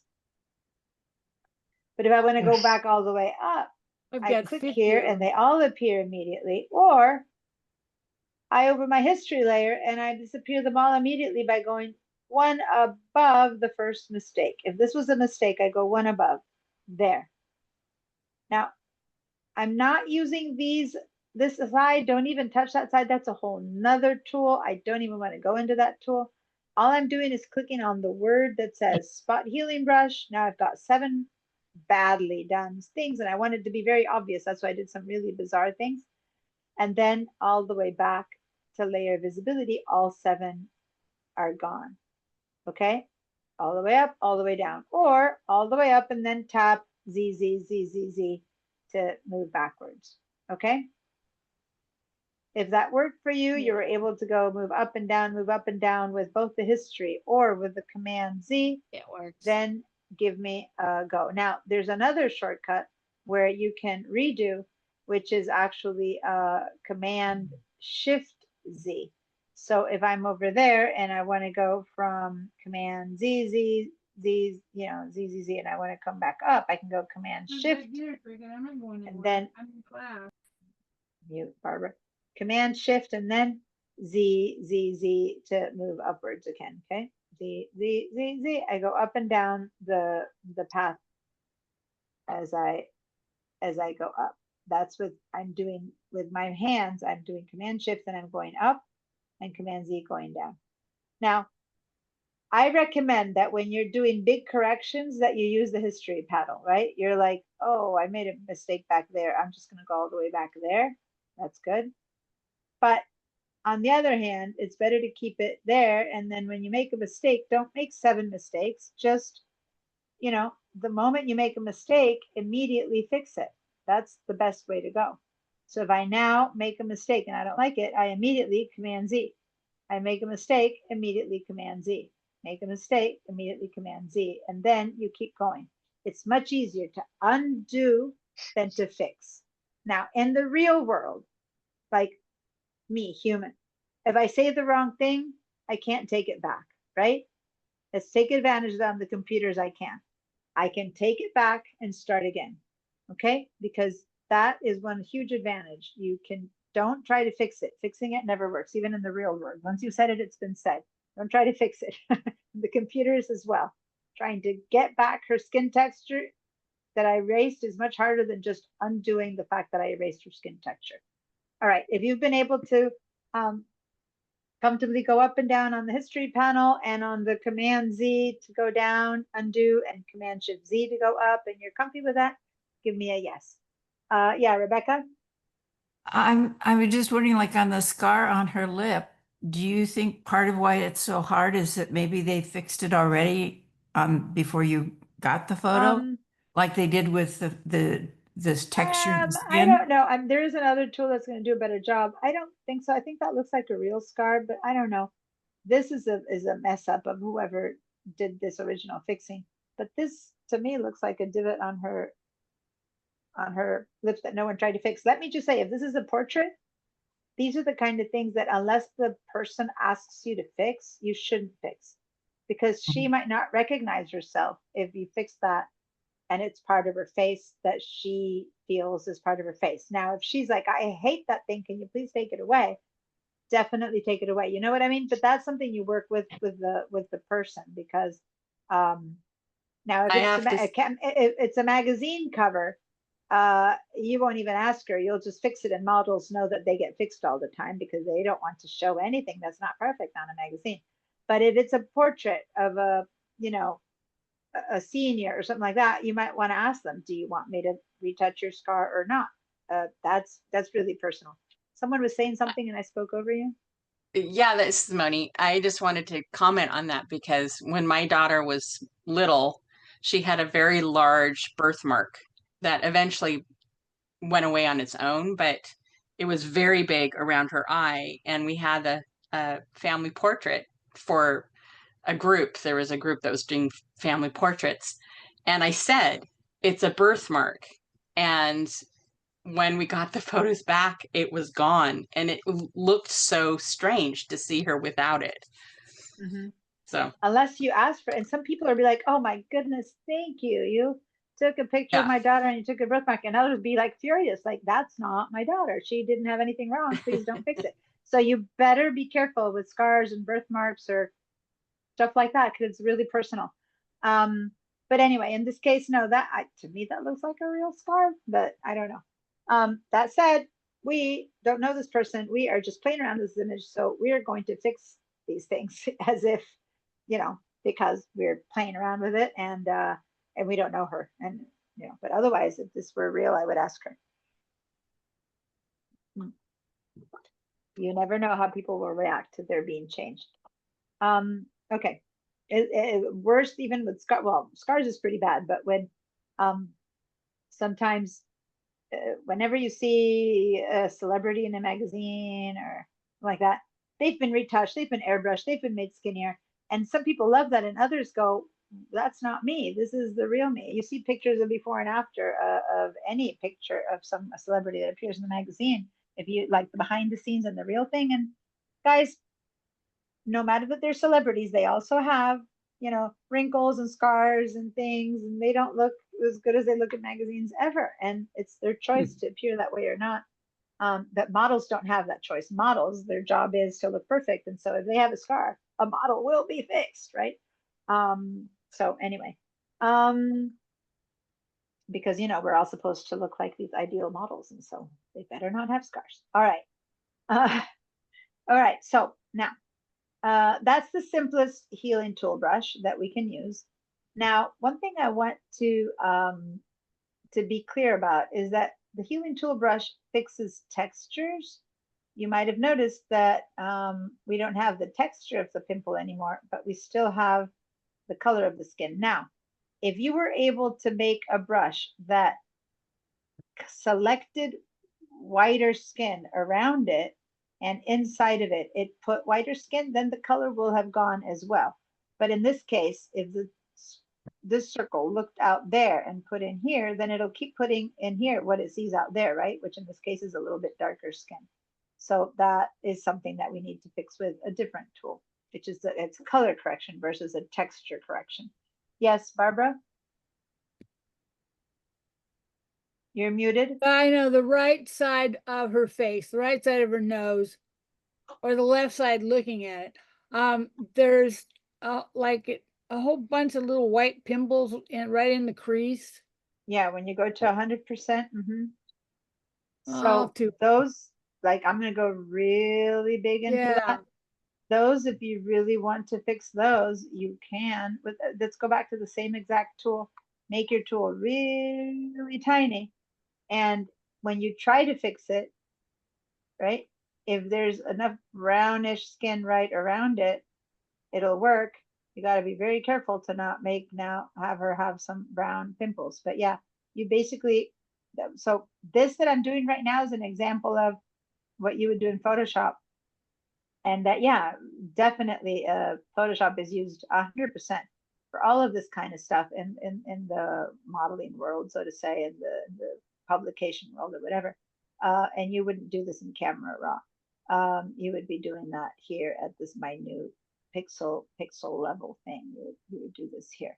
As I said before, who knows, Camera Raw is having all of its tools are getting much better, so maybe you would. But now what I fixed is the fact that there was some white spots and I've turned them brown. So now but you might also go over here and go, oh, there's a little tiny hair peeking out there. You know, you can get really crazy. But at 100%, now if I turn this on and off, you can see that those little white spots aren't there anymore. Okay. Now I only went to that spot. I didn't continue all the way around. I just did those over there. Oh, wow. But that's where they are. Big Okay. difference. Now that I made that, I had to really zoom in. Okay. So you might want to do that. Okay. Now I'm going to move on to a different tool. There's so many different retouching tools that I want to spend a little bit of time with each. And there's some artificial intelligence retouching tools now that I want to make sure that you guys get to see. So now let's move on to a different one, which I'm going to skip the middle one because that's more of the artificial intelligence one. And I'm going to skip to the last Band-Aid, which is the healing brush tool. Now the healing brush tool, again, it's a brush, okay? So we get to go bigger and smaller.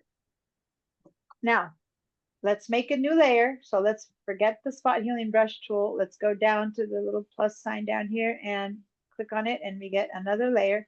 Since this one lost its name of layer 1 because we called it something else, the new one is again layer 1. It doesn't say layer 2 now, even though this is our second one.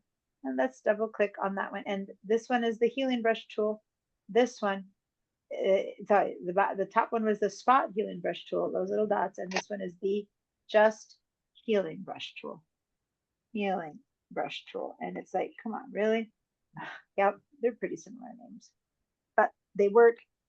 It's so funny because these two that work have almost the same name. They actually work extremely differently. Extremely differently.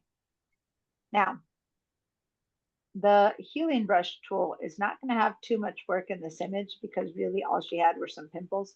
So, but still, I'm going to show you a little bit of what the healing brush tool does. And the healing brush tool is what was used to make this gaff, this bad skin gaff. I'm going to go to 200% so you can see it better. This was done possibly with the healing brush, almost for sure that this is a healing brush tool mistake. So actually, let me, maybe there's a better, I'm gonna come back to this one, but I think there's gonna be a better image to use to demo the healing brush tool. Yeah. Unfortunately, I got a lot of Camera Raws this time. And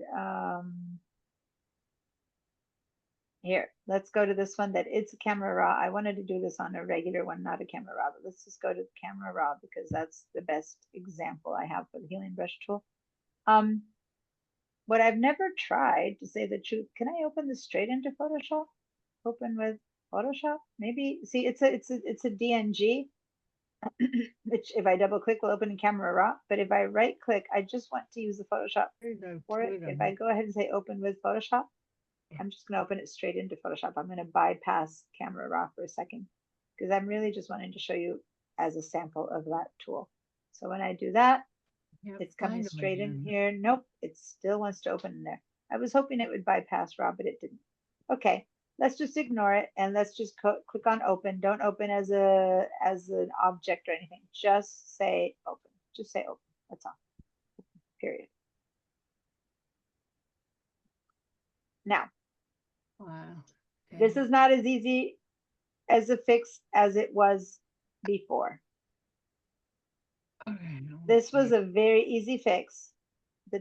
This one, if I want to take this light pole away, I'm going to have the challenge of having a sky that's in a gradient, that is very subtle gradient, but it is going from a darker blue to a lighter pinkish blue. Okay.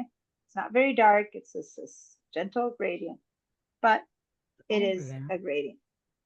So now we're going to fix this two different ways. We're going to use both of these tools. We're going to use the healing brush tool and we're going to use the remove tool.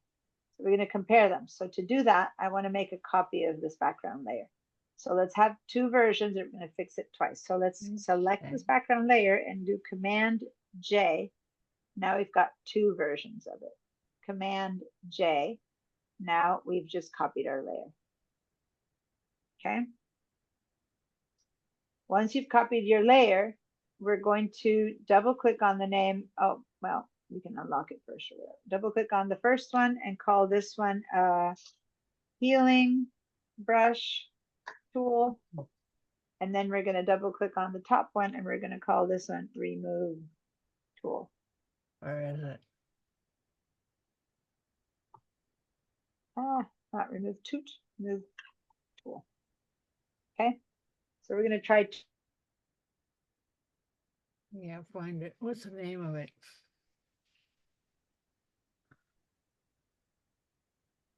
Remove tool.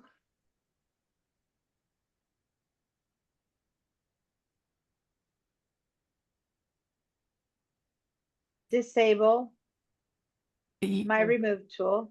Were you by- talking before? Uh-oh. Can you guys hear me now? Now we could, but I saw your lips moving and I couldn't hear anything. I was just saying that I want you to to disable the eyeball on the top one. Oh, Karen, your hand is up. I'm sorry. Yes? Yes, I lost you in how you got it to open in Photoshop versus RAW. Yeah, Because I put open with and it still wants to open in RAW. Yeah, me too. I tried, but it went to RAW. So then just at the bottom of RAW, go to the word open. Don't open as an object or anything. Just click on the word open. When you're doing it from Bridge, if you do a right click on the thing, it'll give you an option to open in Photoshop, not in Camera Raw. Yeah, Yeah, but what we you did said, that. it did work. Yeah. But then it still worked. It's still opened in Camera Raw. Even though I did that, it's still opened in Camera Raw. So weird.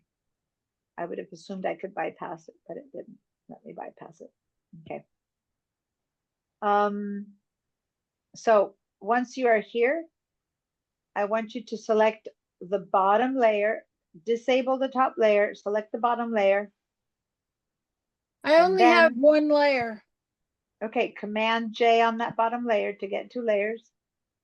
Command J, or right click duplicate layer, that works as well.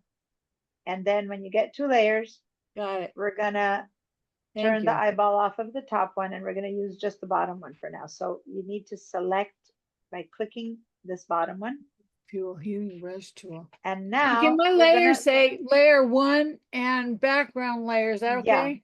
No, you need to double click on that and change it and write your own name. Or you can just leave them whatever name, but then you won't know the difference of which one we did with what. So I double clicked on the layer 1 and I wrote healing brush tool. Healing brush, I thank double you. clicked on layer 2 and I wrote remove tool. Okay. Mhm. Now There. select the healing brush tool, but make sure, this is the most important, make sure this eyeball is off, because if not, you'll think you're working on this one, but you'll be seeing that one. So sure to turn off the eyeball of the top one. And I'm going to say that one more time. Make sure to turn the eyeball off of the top layer. Okay, Barbara, everyone who's busy making their layers still, turn the eyeball off of the top layer and select the bottom layer. When the bottom layer is selected, now we're going to click and make a new layer, which is the same thing we did before. We're going to go down, down, down to this plus sign. We click on that little plus, and we're going to layer right above the healing brush tool. Okay. Once you got this setup that I have right now, healing brush tool with a layer on top and the remove tool above it's turned off, this exact setup, give me a yes. If you're not there, let me know, because it's not going to work well if you start with a completely different setup. I have a horrible time, and that's All right. I'm seeing lots of yeses, but not all yeses. So Karen, Barbara, Colette, Thomas. Give me a yes if you're there. All right. So, okay. So, healing brush tool. Remember, we're going to not do it on the layer itself. We're going to do it on the layer one. Now, what are we going to do? We want, let's select the healing brush tool in case you haven't yet. Here it is, healing brush tool. It's a brush, so how do we make it bigger? There's other ways to make it bigger, and right now I don't even want to go into all the other shortcuts. Just use the key, the brackets by the P to make it bigger. And we're going to want to make it about at least as big as this head. Not much bigger than that, because we can draw around it, but something like that ish. And what we're going to do is we're going to try to copy some good sky and cover over this lamppost. Okay, so just watch for a second. First thing you need to do is make sure that over here it doesn't say just current layer. Just like before, if I just try to fix this layer, there's nothing on it. So you need to go to current layer and say all layers. You could use current and below, but sometimes it's even lower than that. All layers takes care of everything that's down there. Make sure you have all layers. Otherwise, the first mistake people are going to go, it's not working for me. The first thing I'm going to tell you is make sure that you've switched. Let me give it a little pink circle. Make sure you have switched to all layers. Hold on, my circle isn't very good here. One thing that happened when I came to Argentina, I'm teaching from Argentina, by the way, but I did not bring my Wacom tablet. So I'm doing all of this heroically with my finger on the touchpad, which is horrible. I hate it. Anyway, yes. Barbara?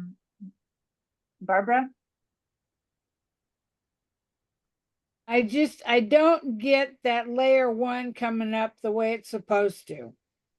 So I keep deleting over there about, well, where is it? It's supposed to come up here. The only way to have it come up here is by selecting first your bottom one and then doing the plus sign. And then it'll come up right there. Guys, it could have come up right there. Let me show you what could have happened. If you were selecting the top layer and you make a plus sign, it'll show up there.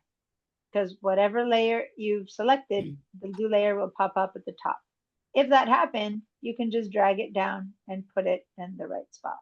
Just showing you that. But anyway, that's where it needs to be, right in the top sign. Okay, so now with my healing brush tool selected and my all layer selected, this is the most important thing. Okay. all layers. Now I'm going to zoom in. Okay, I'm going to go to Command 1 because we always need to do this at Command 1. Layers. And now what I'm going to do, just watch, okay? Please just watch. I'm going to put some, just consider what I'm doing. In order to get rid of this, this tool works by putting something else in place of that. So I'm going to select nearby sky, okay? And copy it over this. So how do I select that nearby sky? Watch. I'm going to hold down my Option key for the Mac or Alt key for PC users. And when I do that, see how my mouse turns into a little kind of crosshairs? What is that? Oh, that's, hold on. That's my phone. telling me that we're at break time. 1 second. Okay, I'll give you guys a Finally break with in a you. second. Okay, so when I hold down my Option or Alt key, now, once you've held down your Option or Alt key, now click your mouse 1 time. Oh my Click. God, what happened? I lost everything. All right, give me a second, Barb. I'll help you, but let me first show people how to use this, and then I'll help you. Okay, so Option key, and then just click really quickly on the sky on your mouse. That's all. Now, just watch me. Now, what I am carrying around is a piece of blue sky. Oh, I have a, let's change the hardness. I apologize. Let's go to the hardness. And we need to make sure that the hardness isn't really soft. Put it, I don't know, put it somewhere. We'll guess and see. Let's put it at 80%. Then we can guess and see if it's too hard or too little. But you need to have enough. Yeah, I don't know, 80 or 90. Let's just leave it at 85%. It's a guess. Okay, we'll see if that's good enough. Okay, so now I clicked and sampled something from up here. I'm gonna make my mouse a little bit smaller. And now I'm gonna go over here and see how I'm bringing some blue. I'm not doing anything. I'm just hovering. I'm not clicking or pressing. I am bringing a little piece of blue over this. Can you see that? Now what I'm gonna do is I'm gonna click and start painting. Click and drag. And what I'm doing is I'm painting some of that brown, that blue sky over this one. Now, since I have a very bad size and I didn't do that well, I'm going to undo that. I'm going to actually click a little bit higher up right there. And then I'm going to come back down. Oh, and I'm going to make my mouse a little bit bigger. Click over there. And then I'm going to start painting some sky over there. Let me just show you this for a second. And I'm going to leave it right there. I'm not going to continue. This is what I just did. I painted a chunk of blue, which is literally as if I had cut a piece of blue sky, blue paper, and stuck it on top of this one. It's kind of what we did before. Like I've got a little piece of sky, see, and I'm sticking it on top of this one. Does that make sense? This is, it's like almost like I finger cut a piece of blue paper, put it on top, and expected it to look good, right? That's kind of what I'm doing. So now I'm going to undo all that. And I'm going to do it again. Healing brush, by order, here we go. Okay, so let me try that again. We can also try it with some sky from the bottom. I can take some of this blue sky. I'm going to hold down my Option key, select by clicking, and then I'm carrying some light blue sky. Now I'm going to start painting over this one. Now you're seeing a lot of fuzzy stuff first, just ignore it, keep going and keep painting. And you are basically painting a new thing. Now, when you get to the end, you have to take another sample. I'm going to take a sample from here. I'm going to put my mouse here, go hold the Option key, click and sample right here. Now I'm going to move this and I'm going to change this over here and remove this over there. And I'm going to sample some of it from up there. And I'm going to remove this over here. So I'm sampling from different places from around the sky. Now, this is not a very easy example. I thought it would be easy, but it isn't because we're on the edge of the image. So it'll take quite a bit to work it. But just play around with it, and then we'll go into the girl's head and we'll do a better job. But just sample some good stuff. How do you sample it? Hold down your Option key. When you see the crosshairs, you click. And then you take that little sample from there and you start painting over the other thing. And you keep painting, okay, until it disappears. But you need to keep sampling different sky because this blue sky that I had there isn't the red or pinkish sky that I have here. So now I'm going to sample some of this pinkish sky.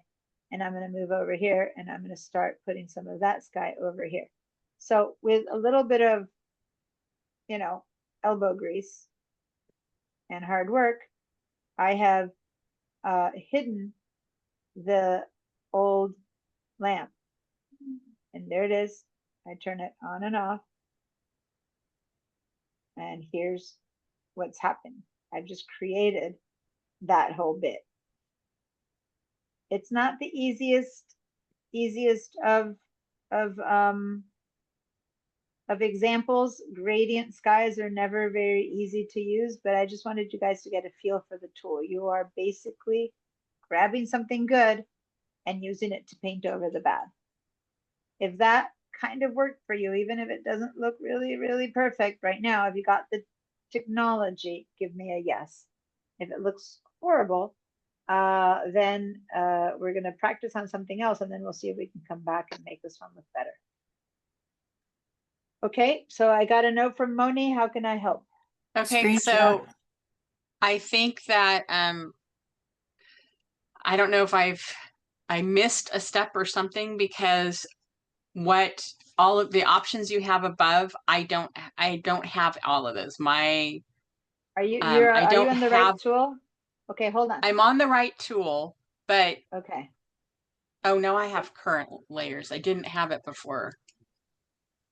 Okay, I'll try it again, but for some reason when I'm doing the, okay, it's working. It, for some reason I didn't have the sample part wasn't there. Now it is, so never mind. I just had to ask. All right. Everyone seems to have said yes. Ish. So again, it might be perfect, it might not. But again, just like before, if I move this around, right, it needs to fit exactly right, because the sky changed enough color that now, so I'm going to undo that movement, and these need to be working together. Now that healing brush tool has another fun aspect to it.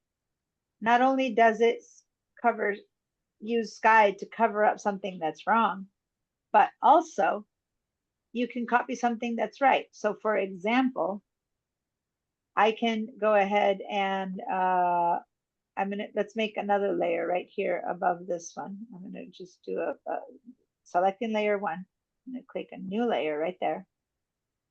Okay. And now I'm gonna give this building 2 cupolas, right? How? Because as much as I copied sky over the lamppost, I can actually copy some cupola onto the sky. So watch.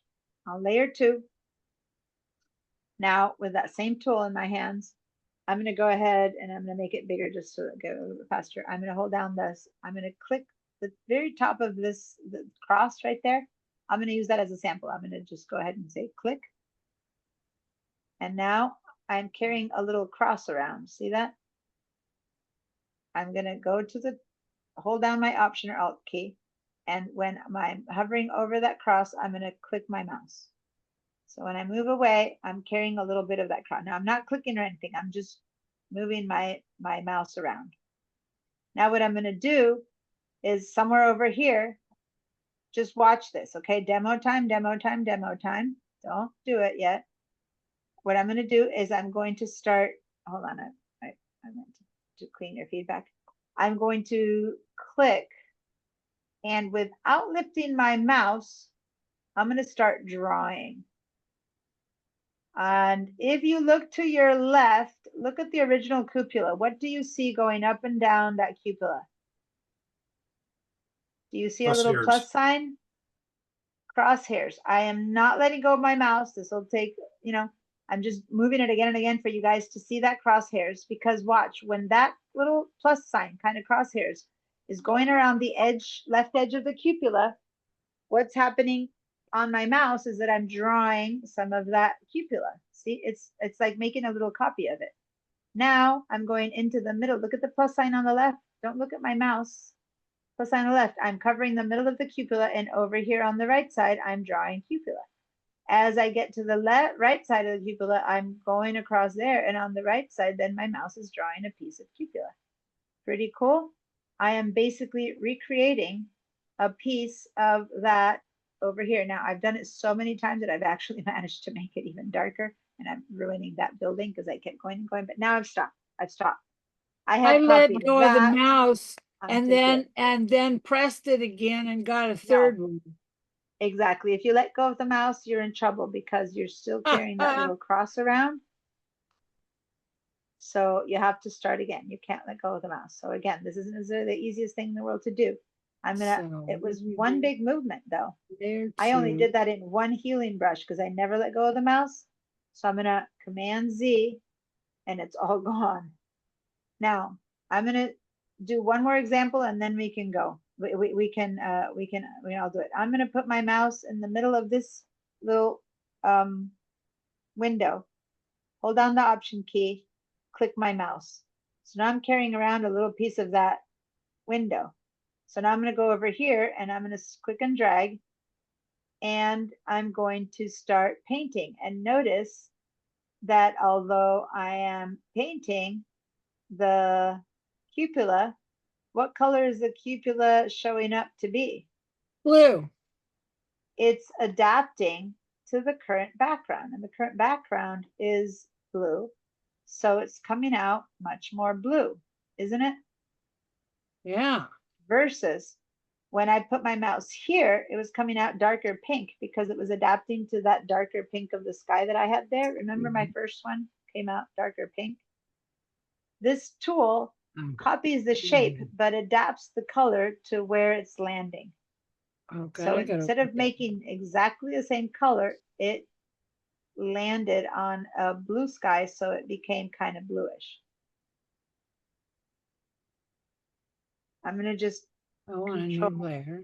click over here and I'm going to put a little bit of that cupola here. So again, so you can see what I mean by when I landed that guy here, see how here it came up much darker? That was a neutralish brown, and here, because it's on that dark sky, it came out kind of dark. And that was neutralish brown, and it came out kind of bluish because it was on the blue sky. If this is kind of working for you, let me know. So the healing brush tool would have been my first. Can I finish for a second, Barbara? Yes. The healing brush tool would not have been my first choice to eliminate this lamppost. I'm going to show you a better one for that. But the fact that it worked for eliminating that is also what's allowing me to do this. It just copies whatever you sample, it copies. So over here, it copied blue sky, and blue sky covered the lamppost. In this case, I am copying an existing thing into the middle of the sky. It's the same tool used in reverse. Does that make sense, you guys? So when you need it in one way or another, you choose which one you prefer. Yes, Barbara, you were asking a question? Yes, when I have a new layer too, and when I start to bring the brush into the photo to go over and click on that thing that sticks up, it's got the window that I had clicked on previously. Yeah. So when you carry the tool around, you're carrying that sample. So I clicked on the window, so I'm carrying that sample. So if I start now, unless I take a new sample, if I now start drawing, I'm just going to draw over it because I'm carrying that sample. Watch. So to redraw that, all I have to do is start moving the mouse and it'll. Yeah. So 1 second. If I click and sample this window right here, and I'm carrying that, the tool is carrying a sample of this window. Watch what happens if I go over to Acne Girl and I start, hold on. Oh, because this was a DNG, so it's not doing it. When it's a JPEG, you can come over here and you can copy it. It's a different bit depth. I'm going to open another JPEG, and I know we need to go to break, but let me open another JPEG here, any old JPEG here. Let me open this one. I'm going to copy this striped ceiling. See how I'm carrying a little bit of striped ceiling? I just did hold down Option key, click. So now I'm carrying a piece of striped ceiling. And I'm going to go over here. I'm going to put a little bit of striped ceiling on her cheek. Oh my gosh. Right? So this is copying from the other image. I'm going to do that. But yeah, you're carrying that little piece with you. If I click on her eyeball, and I go now to this one, I can put a little eyeball in here. Put eyeball in it. in Oh, that I limit, love right? that. I gotta remember how to there do in it. Yeah, well, What are it's, we it's at? freakish. It's useful. 152. I'm gonna mute you a little bit, Barbara. This is just showing you that the tool carries things around. But in this case, I don't want to go into all those examples. It's showing you that, yeah, when you click on something, it carries it around. So if I'm clicking on that cross, I'm carrying that cross around. And if I now start dragging, it's going to paint that thing. So I'm now obliterating that thing that I'm on top of, okay? All right. I want us to go on break. We're gonna put this into some practical use a little bit later, but for now, let's just make sure that we understand how this brush works. And as long as it works, then we're gonna use a better tool to remove that lamp post. But I want us to save this because we've been working it for a little bit. Don't want to lose it. And so let's go ahead and do Command S, and it's going to kick into gear into the fact that it needs to save as a layered file because it's not going to save as a DNG. And since I have layers here, it's not going to save as a JPEG. So Command or Control S gives us a save as box. We're going to, instead of calling this one remove, we're going to call it remove, and I'm going to call dash healing tools. Basically, it's retouching, and we're going to save this in our folder. Maybe I'm going to call this practice healing tools. Say save. Say okay to that, and let's save the same thing for this girl. Oh, I'm forgetting to do the most important thing. Screenshots. Screenshots. So let's do some screenshots. Maybe you guys can post them during break or after break, but let's do some screenshots of this. Like maybe before and after, or I'm gonna do it before by turning these eyeballs on. Do a screenshot of this. And then I'm going to do after, but I haven't yet used the healing brush tool in this place, which is the one that we just practiced. I'm going to show you how to use it on her to get rid of that scar. And then we're going to save this file as a layered file. Again, Acme dash practice healing tools.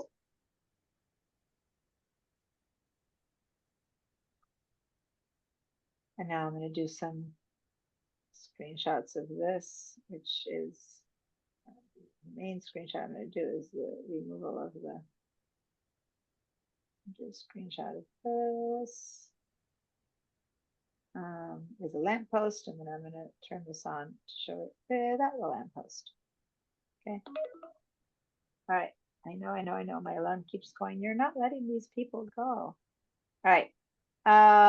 Who can figure out in the schedule that you have in the Santa Barbara? Because for me, it's very late. 3:48. What time is 15 minutes? You're saying? 3:48. Be back at 3:48 p.m. Okay, see you guys in 15.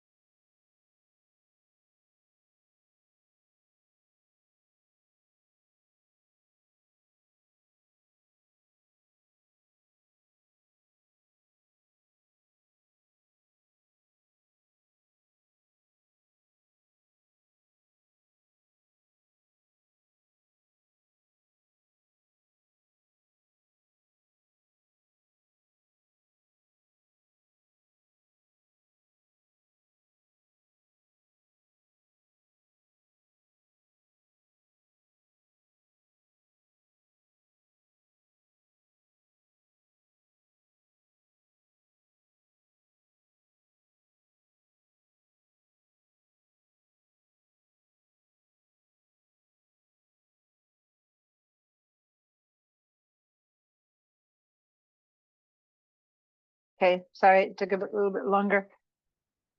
During the break, so many things to do at the same time. I apologize. Anyway, put on my bucket because I got cold. All right. Okay. So let's continue.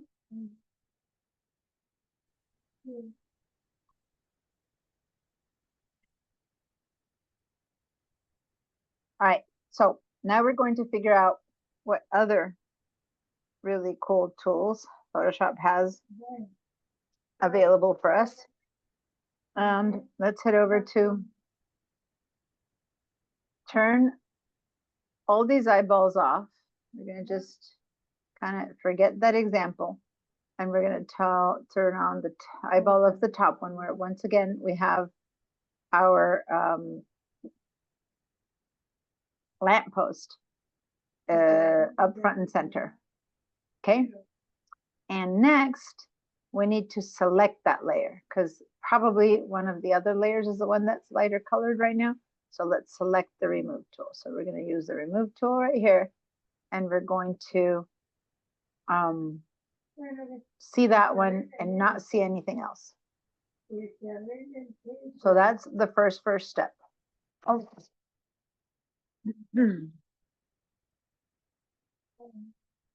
Can somebody say something? See if I can hear you well.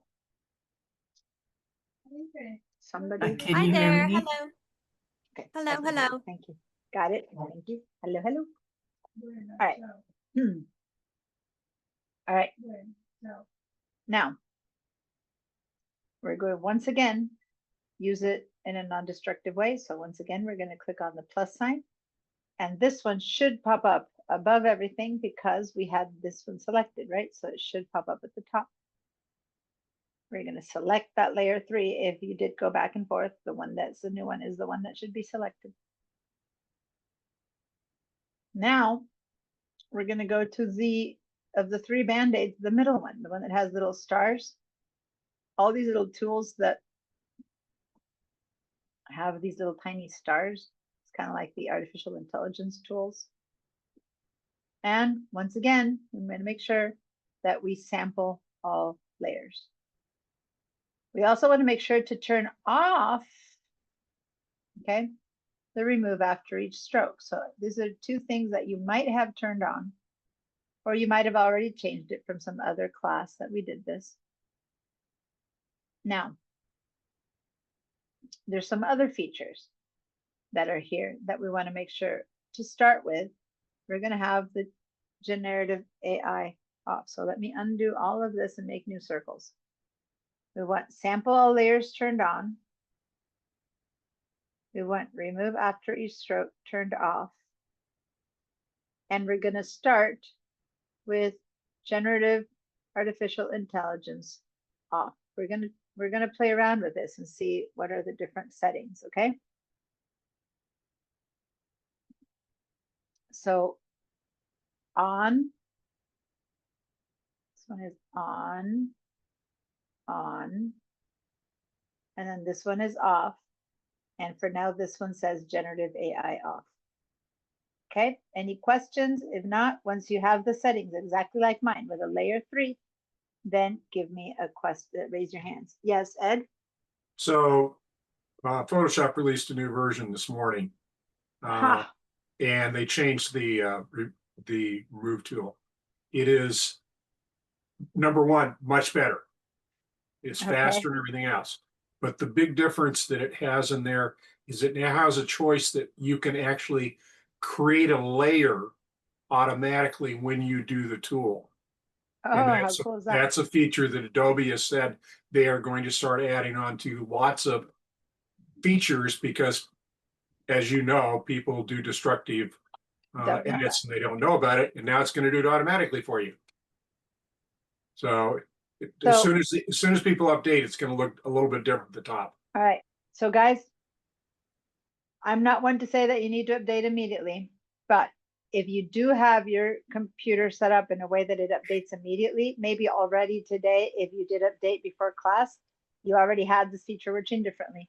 Otherwise, if you update between here and next Thursday, you might have a feature working one way and the other half of the class might not, because this is a big change in the tool.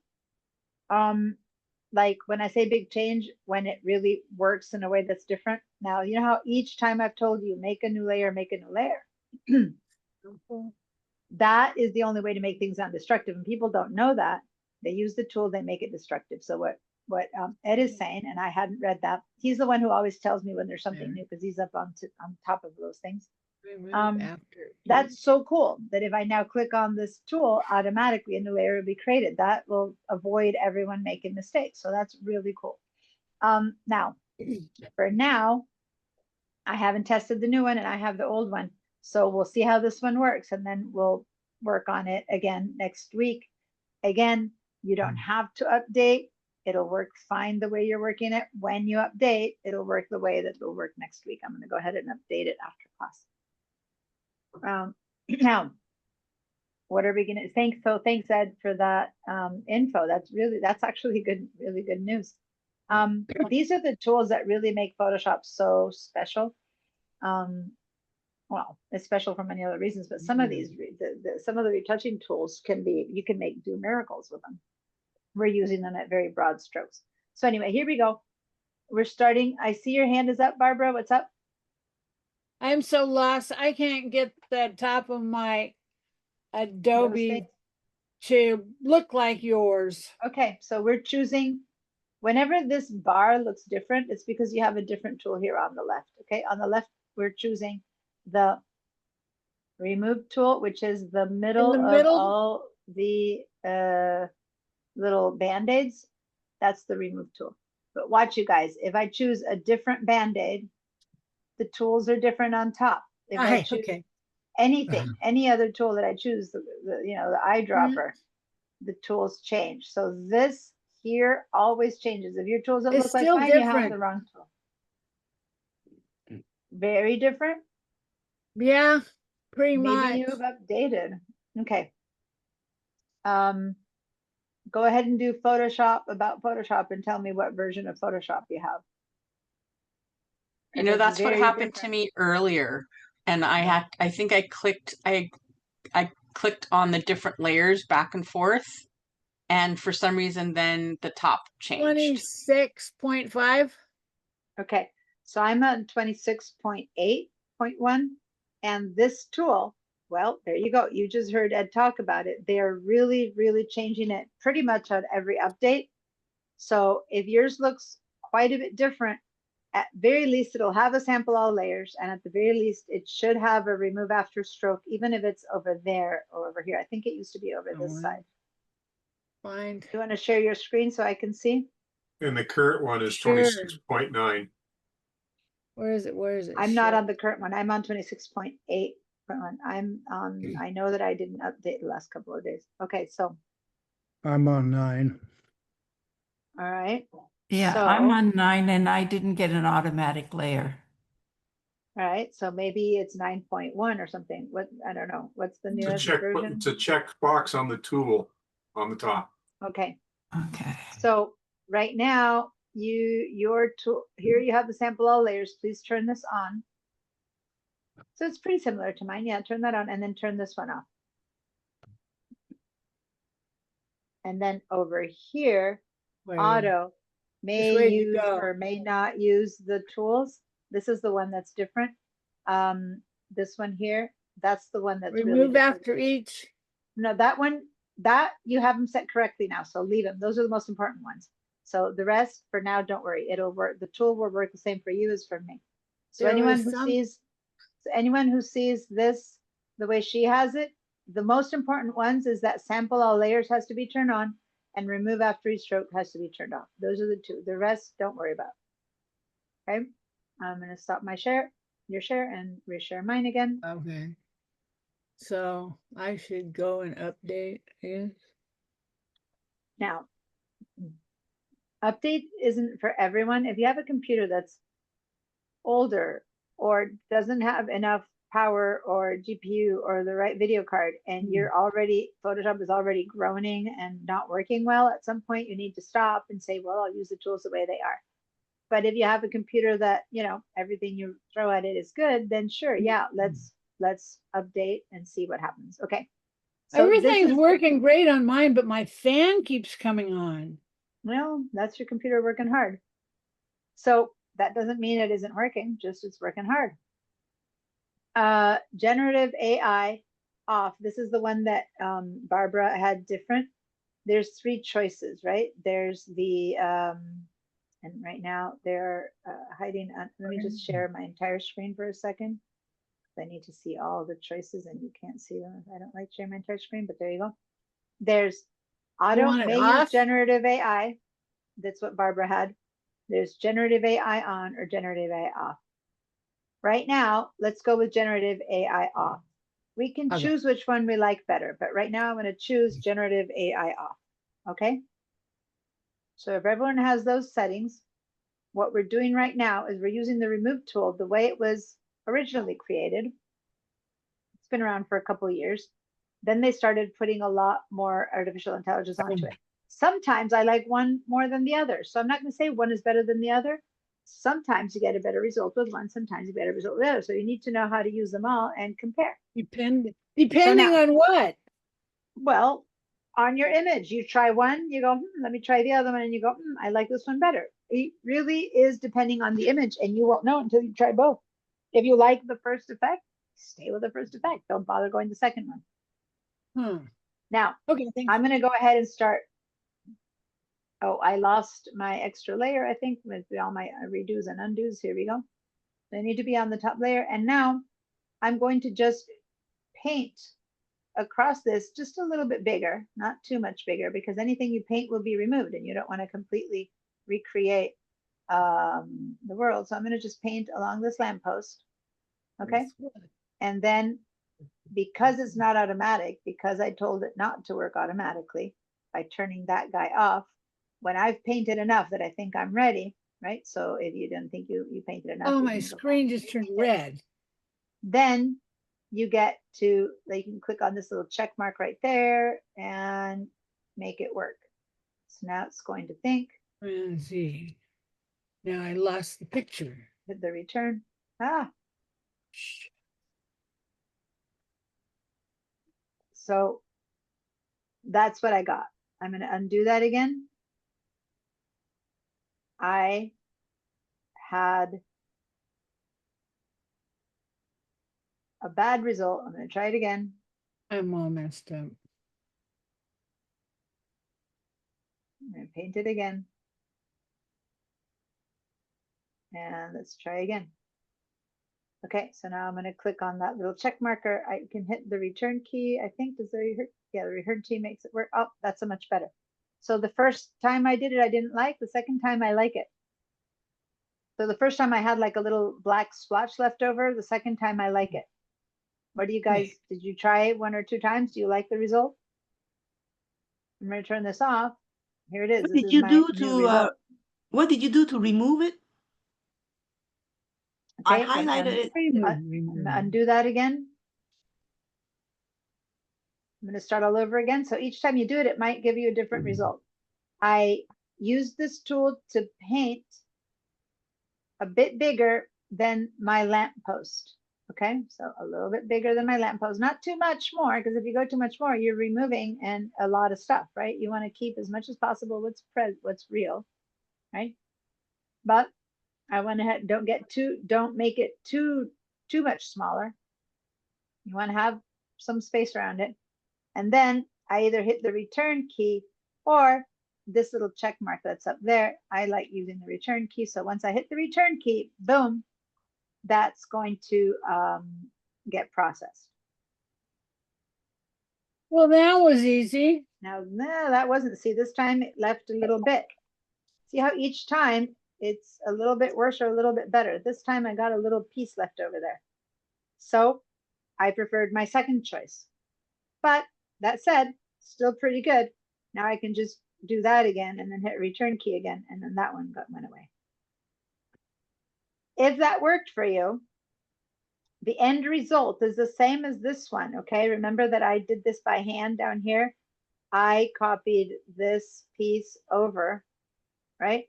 Here, it's the computer doing that for me. It made a little piece that it copied out from around here. That's the remove tool. It did what we did so painstakingly down here. It did it much faster. Yes, Rebecca? I clicked the thing that said create new layer. So every time I did it, I got another layer. But Oh, see, I haven't used that version yet, so I can't tell. yeah, I don't know if I like that better or not. So I've unclicked it. At first, I wasn't sure what was going Why on. don't you but share it with me? I'd like to see it. Hold on, since we have it. Diana, it's probably Yep. because she had the setting where it was removing on every Oh, thing yeah. that Yeah. she was doing separate Yeah. ones. And So that'll I- create It's off. layers.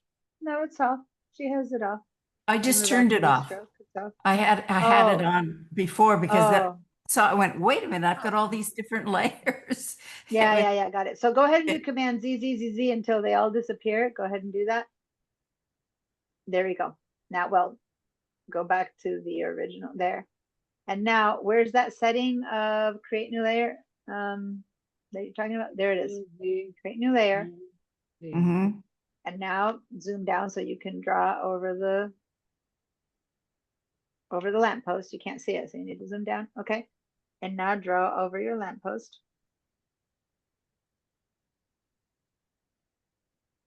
Oh, I guess I have to go there. It doesn't need to be continuous because now that we turned off the remove after each stroke, you can lift up your mouse and keep painting, you know, because sometimes your mouth goes crazy. See, now it made another layer. Oh, even though you removed after each stroke. But I've Ooh, got I don't create like new that. layer because I've got the create new layer. Yeah, oh, I don't like that because I'm telling you, oh no, you can raise your mouse, but then you're right. So now if you try to do that piece, it's probably create another layer. Let's try. Yeah. Oh, well, that's something that's not very good. Maybe there's a workaround. Okay, hit return and yeah, you got it in two little pieces. I see. I mean, it's not so hard to join these two right now, but yeah, that and you have a little bit of leftover there, a little bit left over there. You got a few little leftovers. So Anyway. Why does like she this have could be- why does she have a layer 3 right above the layer that says remove tool? Because if you're going to use this option, you don't want to create a layer first. No, it got So created for her. She didn't. I don't think. No, so. no, I think I created that. Well, maybe Yeah. not. I thought you didn't. Go We'll ahead have and to do look at the Command Z. video. Go ahead and do Command Z 3 times because go ahead and do Command Z 3 times. I thought you didn't have it. I thought you started from scratch. No, Select there was remove no tool. 3. Go ahead and select remove tool. I need to clean my screen. Select the remove tool layer. You need to select the right layer now. Select the remove tool layer. Now let's try it one more time. Now, Um, do you leave the create new layer with each one? Yeah, just paint above, paint the thing again. It doesn't matter if you don't do a perfect job. We're just testing it. Okay. And now when you make the rest of it, it'll give you a new layer for that part. Yeah. So the more you can swoop in with one time, the better. But it's not too horrible. Diana, Mhm. the reason was when she did the first one, it created the layer, but that layer then was selected. So when she did the second one, it did another one. So the remove tool layer was not, it wasn't the active Yeah. layer. So how is this um, different from remove after each stroke? No, remove after each stroke causes, for now, I don't want to confuse the issue. That just Okay. gives you, every time you drag, it removes it, but it doesn't make a new layer. The new layer is just the new feature, So like when I That's all. do that, I get a new layer for Yeah, just that but what one Ed's little saying tiny. is that if you had been selecting the remove tool layer, that wouldn't happen. Let's try that. Go Command Z, Z, Z, Z. Let's see if he's right. Now select the remove tool layer again. Yeah. Now that's go and do the rest want of me to- this and let's see. No. Keep that. What he said is that if you go back to this one, let's try it. I haven't tried it, so I'm just going by what he's saying. Go ahead and remove this now. Uh-huh. And let's see if it changes it on a new one or if it gives you a new one. Now hit return. No, it gave you a new one anyway. So it still wants to give you a new one. All right, well, I'm gonna play around with it. Or It's turn not too that. hard. it's not so hard to grab those 3 layers when it's done and then Mhm. merge them into one. So it's not such a big deal. It's uncomfortable, but not so uncomfortable.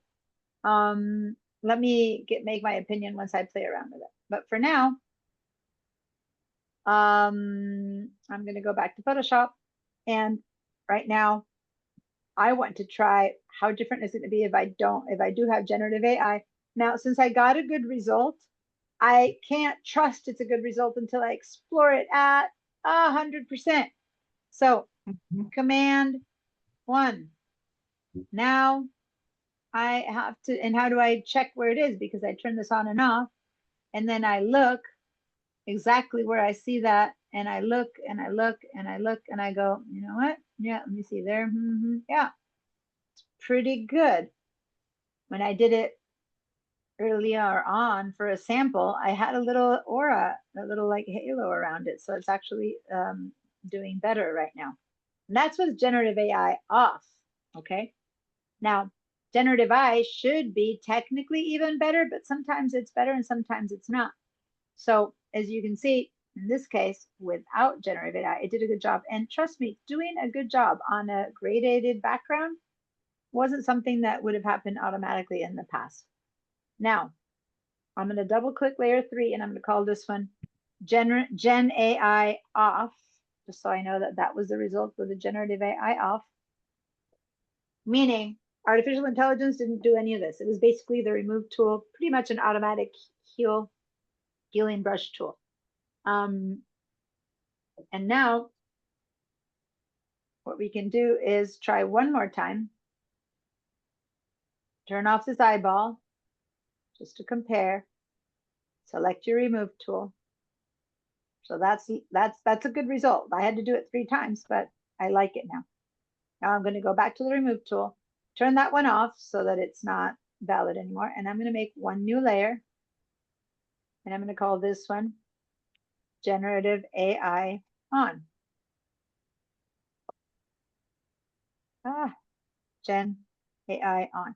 Now we're going to go and do Gen AI on to other images that have something more complicated, because this one wasn't so complicated, but we're going to go give it a try. So we need to go over here to generative AI off, change that to put it on. Now, we're forcing it to be on or off.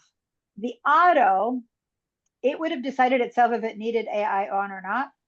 That might be the best default tool to have it. If you don't know, you just try it like that. But we're forcefully trying it with one or with the other. Now I'm going to turn it on. When you turn it on, just so you know, every time you do a generative AI, you have to pay for that generation, right?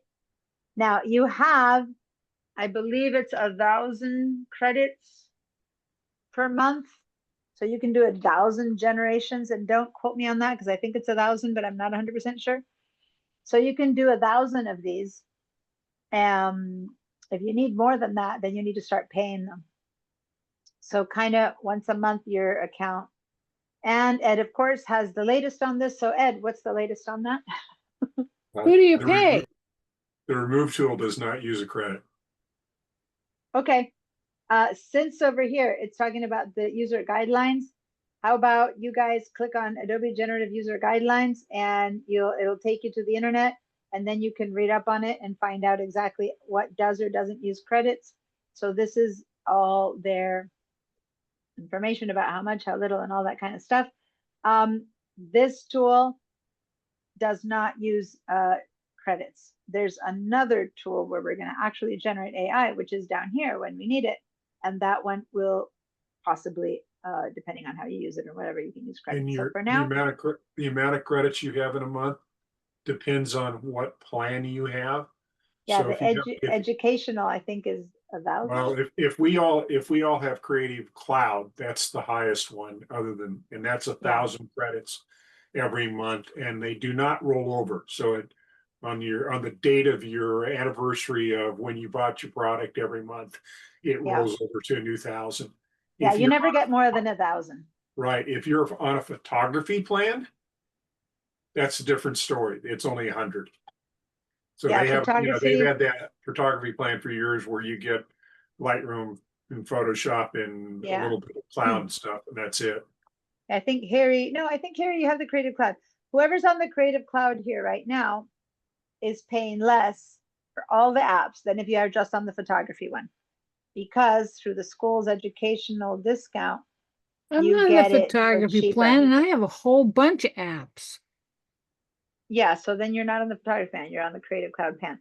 Because you are in my Illustrator class, you're in my digital design class, and you have those apps, so you're on the Creative Cloud plan. Yeah, but Anyway, my let's credit move card on. says photography plan.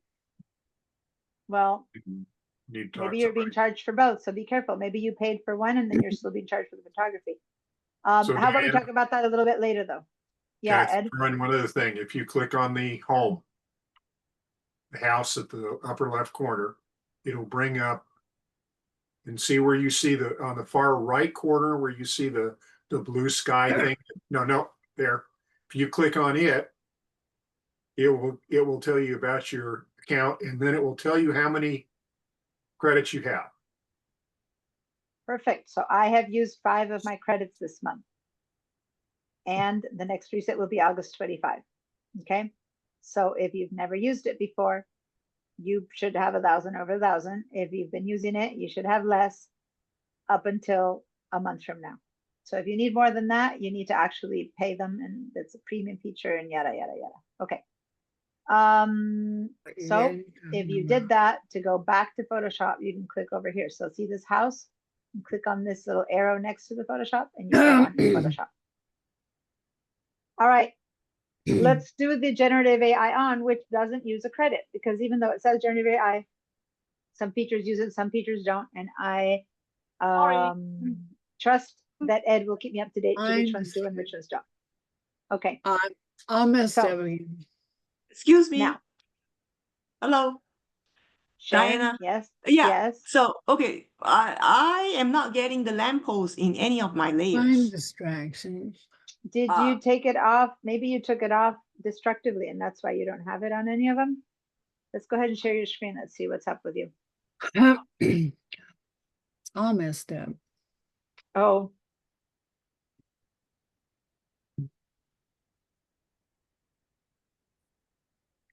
Okay. What's wrong? yeah.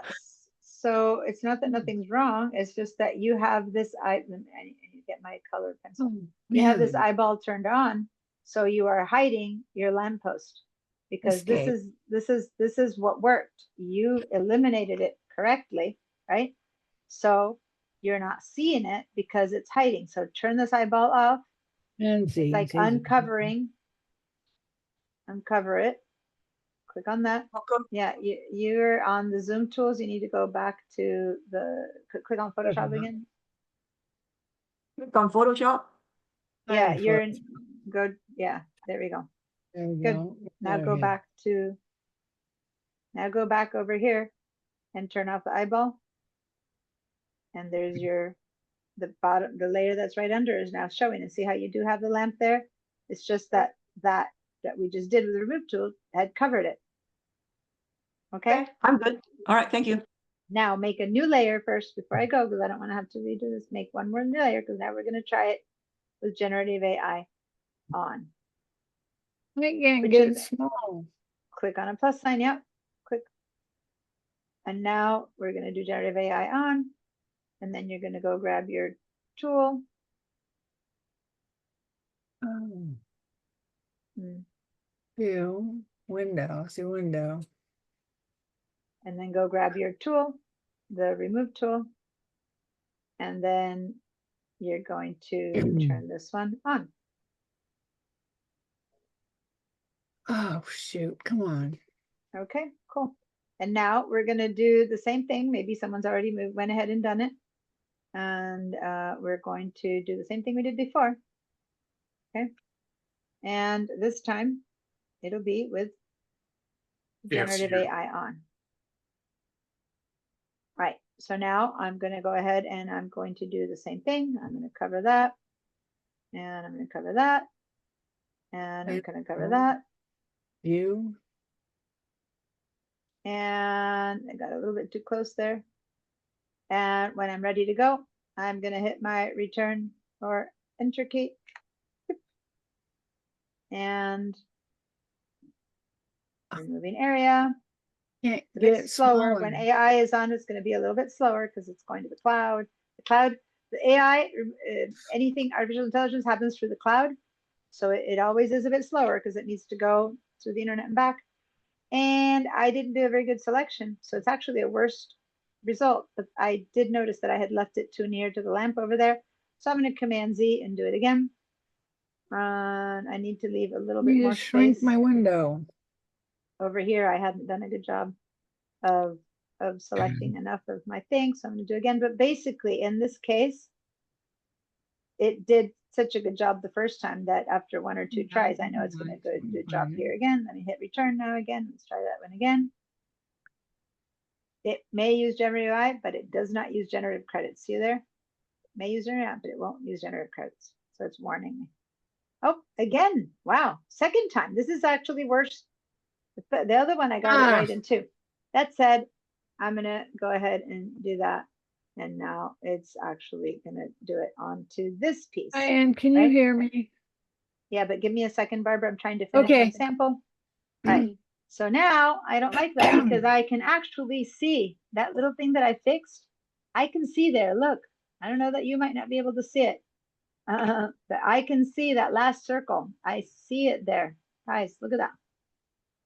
Tiny little circle. So even my second example, I don't like. So I'm going to undo that, Command Z.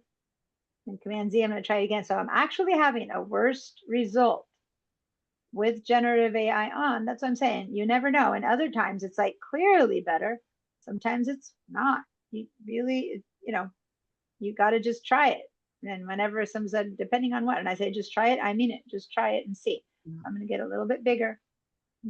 Sometimes it's too big is the problem and you have to get smaller. So I'm got much bigger now and it might be worse. We'll see. Hit return. Okay. Well, that's working. Yes, Barb. My Photoshop has expanded and I can't grab anything to make the window smaller. Hit the escape and look at that. It keeps giving me weird stuff. I do not like it. This is my 4th time around and I'm still getting worse results. So, Diana, conclusion for this one, I prefer the remove tool. Yes, Ed? I found when I'm using this tool that you have to actually use a bigger brush. So you actually make sure that you get the whole area because and then it does it. But well, you on do this one, I did do more. But even bigger, then it's hard because then you kind of interrupt on this one is easy to do bigger because I have so much sky, but when you're trying to do something that's busy anyway, I know that it's hard for you guys to tell because it's on Zoom and it's being projected, but the second fix that I do over here, I'm still seeing. And in fact, if I pay attention, if I really pay attention, I'm even seeing the first 6 right there. I can even see where the first lamp disappeared. I don't like anything that generative AI did in the 3 times. Like over there, I have a little line, and over there, and over here, I have a line. So right now, no matter how many times I use generative AI, none of the results are as good as the non-generative AI. And that's what I mean. It's And I can't tell the there's no hard difference. and fast rule. Mine are the same. Yours are the same? With Good. AI Now on go or to off. 100, go to 100%. And Oh, I'm now at turn it 200. on and off. Go at 100% and look on and off, and then look at the edges where you marked it, and I can see. I don't know if can you see it at all? Can you guys see it in me? It's so subtle, but I can see it right there. And I don't know if you can see it with me, but I can see it. I can see this. Okay, that I can see the edges of this. I can see it, and I made it much bigger this 3rd time, and I still don't like it. Anyway. All these tools, you got to just give them a try. What can I say? So we've tried it in 3 different ways, by hand, with an A off and with A on. I'm going to say that I prefer the A off on this example. No matter which way I look at it right now, I don't see any leftovers. It blended in really well. That is blending in really well versus this, which is the A on, is not blending in really well. But that's just my opinion. Let's save this and let's move on to some other tools. I Um, can't. and I give me a can't do yes. anything. Let me clear your feedback. Give me a yes if you made it work.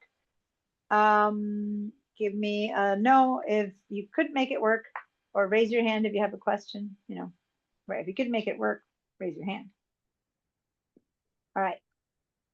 So now, what if we wanted to actually generate something here? Like, what if we truly did want to generate something here from scratch? Like, not here at all. Then we would be using generative credits. You could tell it to have a tiger flying over the cupola, whatever. But right now, we're gonna avoid that. I'm still trying to teach you some of the retouching tools. But I needed to show you that one. Many times it's magical, many times it's not. Now let's head over back to Acme. But go ahead and give me a screenshot of these layers, by the way, and your final result. I'm gonna say that my favorite, like I'm selecting the one that I like best. So I'm gonna do generate AI off as my final result. You guys go ahead and choose whichever one you think is your best result, and let's post that. There we go. I've given you the link a few times, but some people still don't post, so please post. You go to Zoom, remember, no, not Zoom, and we go to the chat. And there's the post again. Oh, Harry said he can see it too. There you go. Cool. Thanks, Ed, for your up-to-date knowledge of all the changes and stuff like that. It's always appreciated. And then let's create a post, really quick post here. You guys don't post, I can't tell if you are participating or if you're just watching, right? So I need you guys to post. Healing, tool, the brush, I already did that one. This is the remove tool. Remove tool, both with generative AI turned on and off. In my case, it looks better with it turned off. Each case is unique and you just have to try.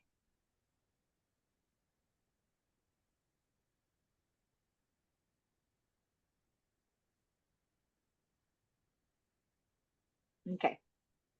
So don't forget that I don't just want the clear sky, I want the layers, right? To see all the work and all that kind of stuff that we're doing to be posted.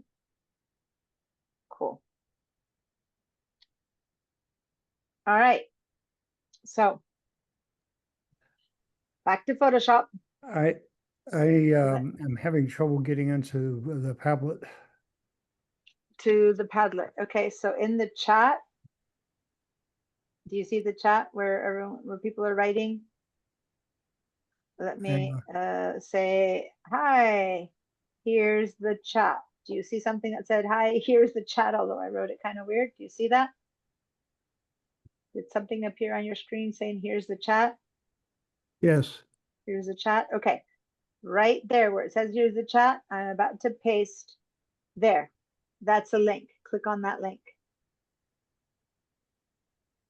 You see it now? Okay. It says https://padlet.com. Do you see a link? Oh, okay. Yeah, I got it. Click on that and that'll take you to the Padlet. All right. Good job, guys. Okay, AI on Harry Yun says that he can see the lines. On yours, you can see it. Let's see. Wish I could zoom in. There's a line. Yeah, I can see it a little bit right there. I can see a teensy line on the top. I don't see the bottom so much, but the top is not blending as well. And that's with Adobe, or I want to say Adobe Illustrator, AI on. Who else? Remove tool with AI on. Colette. Yeah, I don't see the lines on Colette's with it on. So there you go. It's literally depends on how you chose it, who chose it, when you chose it, and when you say go, if it looks better or not. So that's what I mean by it depends. You just need to try it, right? I mean, it's not very mathematical. You would think it would be, but it isn't. One of you chose 1 pixel to the right, 1 pixel to the left, and it gave you a different result than mine, right? Okay. Cool. Let's head back now. Save that so you don't lose it. And let's head back to the acne. Now, in this case, select subject. So you see over here where we have the contextual bar tool. If I'm clicking on any of the other layers, I'm going to get a weird solution. So click on the bottom layer where she is the subject. And now we're going to click on select subject. So I'm going to just bring a little bit more masking into it, just a teensy bit, because, you know, we spent a lot of time with these retouching tools, but there's so much more. And we had started talking about selections. So I want to show you one of the most automatic selections that exists right now is the one that comes in the contextual bar tool. There's many other ways to select, but let's try that one. I'm going to click on select subject and let's see how good of a job Photoshop does with selecting this woman and her hair. This marching ants line that we see is a general idea telling me where the selection happens, but the marching ants isn't subtle enough to really grab all her eyelashes or all her hair. And I don't know if it did or not work. Like, I really don't know if all her eyelashes and all her hair got selected. But what I'm going to do is I'm going to throw out one generative fill. And I'm only going to say that because we just went through generative, what do you call it? Generative stuff. So what I want to do is I want to inverse the selection, because the automatic selection was select subject. If I inverse it, then what will be selected is the background. Does that make sense? And I could do a shortcut, you know, Command-Shift-I, or I can go to this little button right there, and that will invert the selection. And if you look, after I click on it, now I have marching ants on the outside, which I didn't before. So it's subtle, but now I'm selecting the background. Let me show you that again. That was selecting the woman around her. See these over here? Now, when I inverted it, now the selection is of the background. Does that make sense? Everyone good with that? Give me a yes if you were able to select the background. I haven't checked yet on how good the selection is at all, but I want to create, oh, and I forgot to create a duplicate of this layer. Shoot. It's okay. You know what? No, it's not okay. Let's deselect. We do need to create a duplicate of this layer. No, the generative fill is going to create its own duplicate. Don't deselect. Let's undo. Go back up and keep yourself in selected inverse. Trying to think. I think the generative AI is going to already pop in its own layer. Problem is, it's going to be under the spot healing brush, so it'll be full of little spots, but we'll deal with that. We'll move it. Okay. So if everyone has the background selected, let's now go to this in the contextual toolbar. See where it says generative fill? We're going to click on generative fill. Now you will be using 1 credit for each generation that you make. Okay, let's say okay to that. And now I'm going to put this up here again. What would you like to generate? Now, it's up to us to write something in there that we want to be the background for this woman's portrait. I am going to let you guys invent. I don't want you guys to write what I write. So if you do write what I write, you're bad and wrong, okay? You gotta write something that you would like to see, like she can be staring out at the ocean, or she can have mountains behind, or she can have a peacock over her head. I don't know. Invent whatever you want to invent. I'm going to write, where is she? Where is she? I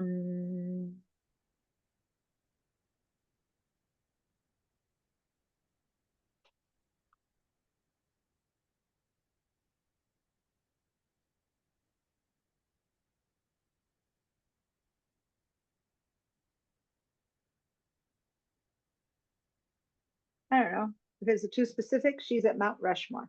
I don't know. I went ahead and I'm going to say generate.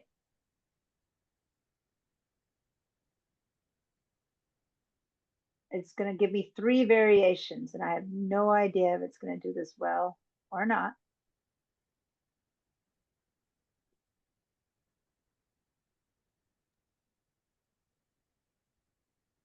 All right, so I got 3 versions of this woman at Mount Rushmore. One big mistake is that she's got inside light on, like the kind of light she's got on her eyes clearly are not, you know, outside nature. So that was my mistake, and that I asked for something that wouldn't match with her. But the important thing is I've got 3 versions here. Because this is one generation. It's not 3 credits, it's 1 credit. So I'm going to try that one. I don't like it at all, and that sky looks horrible. How about this one? I still don't like it. How about this one? I still don't like it. Now, if you look behind here, you'll notice that this isn't looking real. It's kind of like an illustration. It does a better or worse job depending on what you ask for it. But actually, look what they did with the hair. They kind of left the art going through behind her hair. I don't like what they did with this eyeball though, which is kind of weird. I'm going to go ahead and go to Command 1.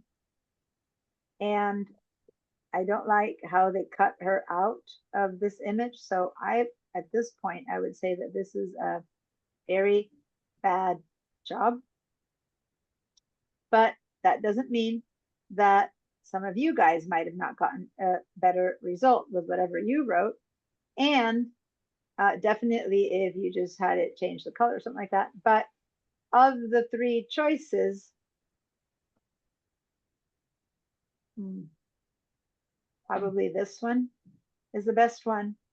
And if I don't like it and I want to use up another credit, I could click on generate again and get 3 more and 3 more and 3 more until I like it. But this isn't 3 credits. This is 1 attempt, and they give me 3 versions. Okay. If anyone got a version that they liked, please give me a yes. And I would like to see, I really want a screenshot, and I want to see what you guys invented. So I'm going to do a screen. And by the way, over here on the layers, it did get set up as a new layer, okay, with a mask where what's happening is in the background. Now I could work on that mask. I can probably work on a better mask to select her from the background. But I'm going to do a screenshot of this, and I want everyone to give me a screenshot of your first generative fill. And I want you to post it in Padlet. I want to see what you guys invented and see which ones worked, which ones didn't work. I'm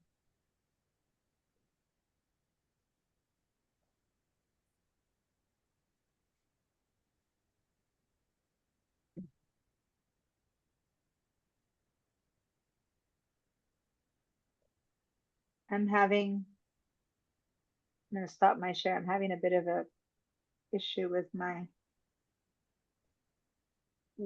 sharing.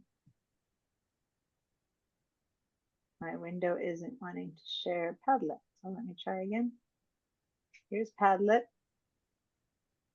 And I'm going to say, Diana, generative fill. I asked for her to be at Mount Rushmore. I don't like the result.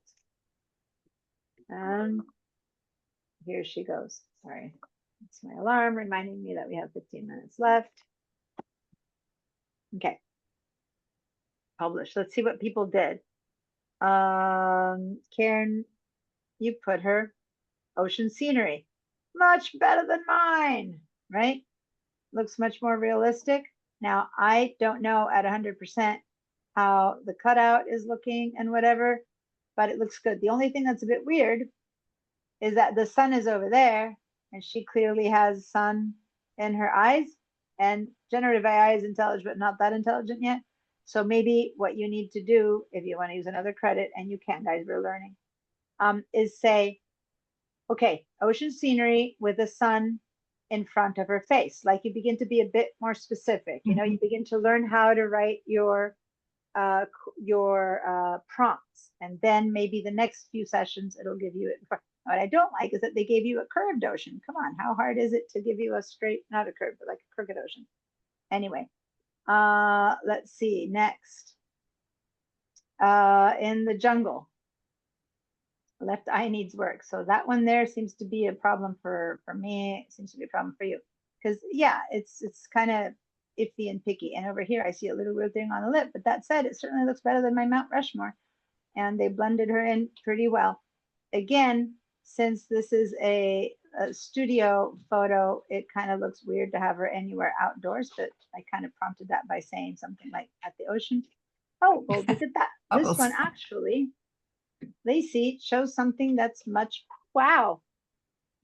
Not that we're not talking whether you like it or not, guys. We're talking about how this generative fill matches. You can see how she has light, the bubbles, the glass, it's coming from the front. Whatever choice artificial intelligence made here, all she wrote was bubbles, and it matches. I even kind of think they did a good job with the eyelash, which is kind of interesting. I don't see it 100%. If you go 100%, you might have a weird little thing here that there might be something weird going on there. But that was a better choice. And look, they even gave her a little bit of a hand here, like she's raising her glass. So yeah, not bad. What else? Another rainforest fill.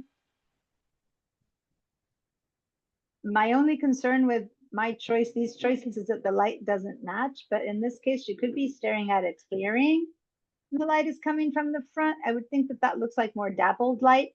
What I'm trying to say, AI won't think for you. You need to think for yourself, these kind of things, right? There's my horrible Mount Rushmore. Let's see this one, a movie theater. Well, this could be that the movie theater, you know, you're staring at a movie scene that's looking at a brightly lit day, and the light is falling on her. Maybe she's a bit too brightly lit for that, but since we had her sub-selected, so to say, we had her selected, and generative AI couldn't affect her. So she's sitting as still as she came. If we had the whole thing, maybe then it might have worked differently, but you really don't want to replace your original. How, Harry, why did it turn black and white? I don't know. So here he went and did it 3 times, so he has more variations. What did you ask for? What was your prompt? Harry, what did you ask for? I think you're going to write it in the chat, right? Let me see. You tend to answer in the chat. Let me go to the chat. You asked for so smooth skin. So you asked for smooth skin? Is that what you asked for? How come all the writing? I'm just curious to know what you asked for, that you got so much writing and smooth skin. But if you asked for smooth skin, then you didn't isolate her, but you did. Because look at this weird hand they tried to create here for her, like she's got a hand against her chin or something. I don't know, that freaks me out. Yeah, I can't tell what was happening there and why it turned black and white and why it wrote writing in there. All right, what's next? You wrote she is looking at fall colors. Actually, that's not bad. Certainly not bad in comparison to mine, but you even still have a bit of an eyeball here with the rest of us. But was that recreated or was that how it was? can't tell. I think that's probably a weird little layer of eyelashes. Anyway, cool. That's actually, the light seems like it could work. She doesn't look like she's outdoors though, but not a great background, but good enough for now, said Alan. Yeah. I mean, the fact that there's so much snow outside might be a reason why she has so much light, but I like that at least it's out of focus enough that it doesn't, you know, that it could, she could be in that, like in a porch or something in that area. Anyway, all right, so kind of cool. She is underwater. What's that strange blotch in front of her face? Oh, these blotches, this is us, guys. This is what I was going to say. We still have our spot healing brush on top. So those spots are still part of the image. I was going to show you on that. So, okay, she's underwater. And last one, field of poppies. Yeah, the worst thing for everyone is that eyelash, but the cutout against the different backgrounds is not horrible on some of them, and is horrible on others. Oh, I had missed Mike's. Hey, see, this was so unreal. It's so unreal that it's actually kind of cool. You said a sunset over the ocean with stormy clouds. You certainly got a sunset over the ocean with stormy clouds. Just doesn't match her lighting at all. But now if you want to go into Fantasyland, hey, into Fantasyland, it looks, the cutout is better than mine, that's for sure. All right, cool. So here's the deal. So Harry, you said it didn't work. You were writing in some Samoan language. Okay, I don't know what you were trying to get it to write. So now, let's go ahead and try, and let me look at how much time I have left. Just a couple minutes. What time is it? 4:47. I have a couple minutes left. Okay. So now in Photoshop, what we're going to do is we're going to turn that little eyeball off. Right?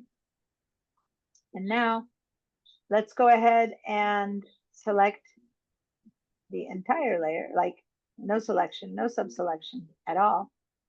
And let's go ahead and adjust the colors of this background. Okay, so I'm just using the two basic things that show up here. We did the select subject, and now let's do adjust colors. Now adjust colors is similar, is an adjust, is it's going to give us a adjustment layer. And we'll, it's the new, for those of you who are accustomed to the hue saturation tool, this is a new way of hue saturation. That's great, Colette, thank you. We're done in a couple minutes, so no problem. So I'm going to click on adjust colors, but make sure, let me explain one thing about this.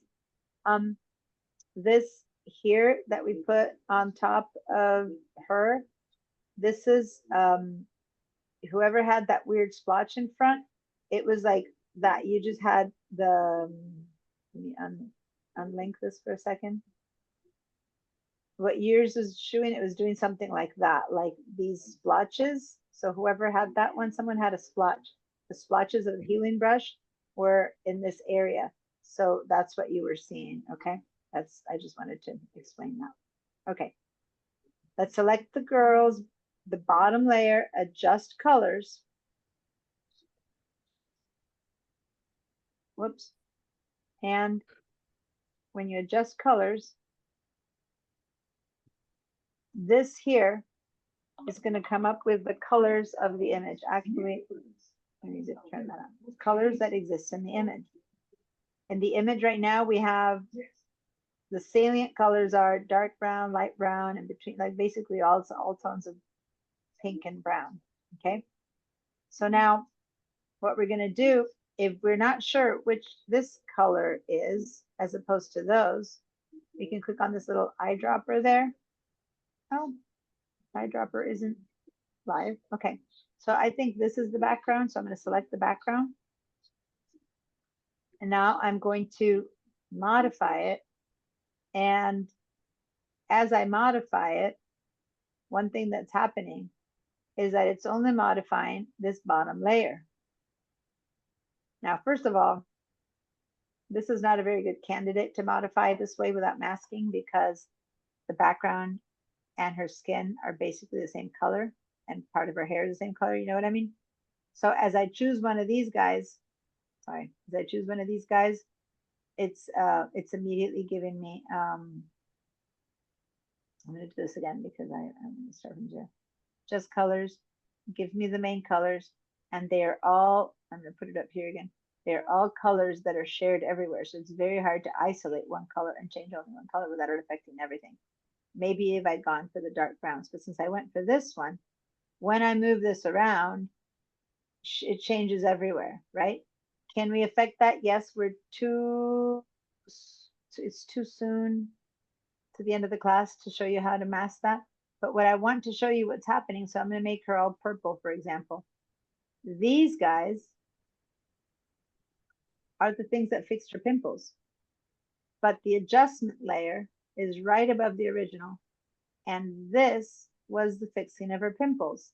So if we want the adjustment layer to affect what's underneath, then the spot healing brush layer has to be underneath this correction. So watch, I'm going to grab the spot healing brush tool. I'm going to grab it and drag it and drag it. See where I see a blue line appearing? Right there. I'm going to let go. And now those pimples are also turning purple. As I turn this off, see the purple?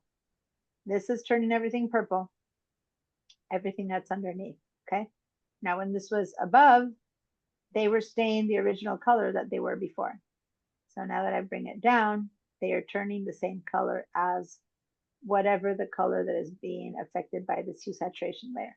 So though that tool down there at the bottom gave me a hue saturation layer. Hue saturation layer, sorry, which is the one that is now making everything purple or whatever color you turned it. Okay, here we go. Does that make sense, you guys? Mm-hmm. Okay, so don't forget that whenever you make a change, if it's something that has to affect what's underneath, it needs to be under any of those things. Now, in this case, she was completely separate from the issue. This doesn't work. Now you try to make it. She had a mask, you know, so this is a completely different issue and it's not going to work anyway. So we did two different things in here, but this had been left above that. This had been left kind of sitting out there out of nowhere. So the moment you put any adjustment layer, last week, 2 weeks ago, we used levels. This time we're using hue saturation. You need to make sure that everything that needs to be adjusted is underneath that layer. Okay, give me a little screenshot of this. And then if you have any questions about this, of course, please let me know. Other than that, I'm going to call the class to an end, but as I said before, I'm happy to stay around for questions.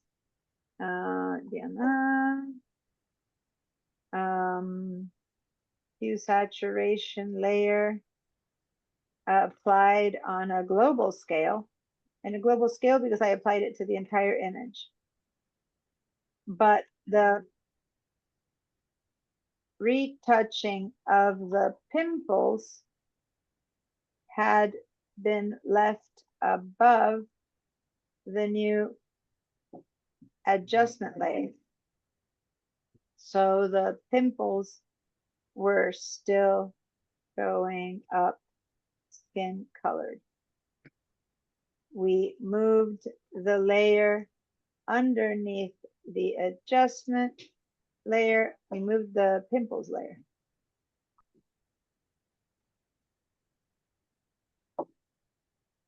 Let's say the retouched pimples layer underneath the adjustment layer, and now the color is the same as the base. Okay, that kind of explains the process. And publish.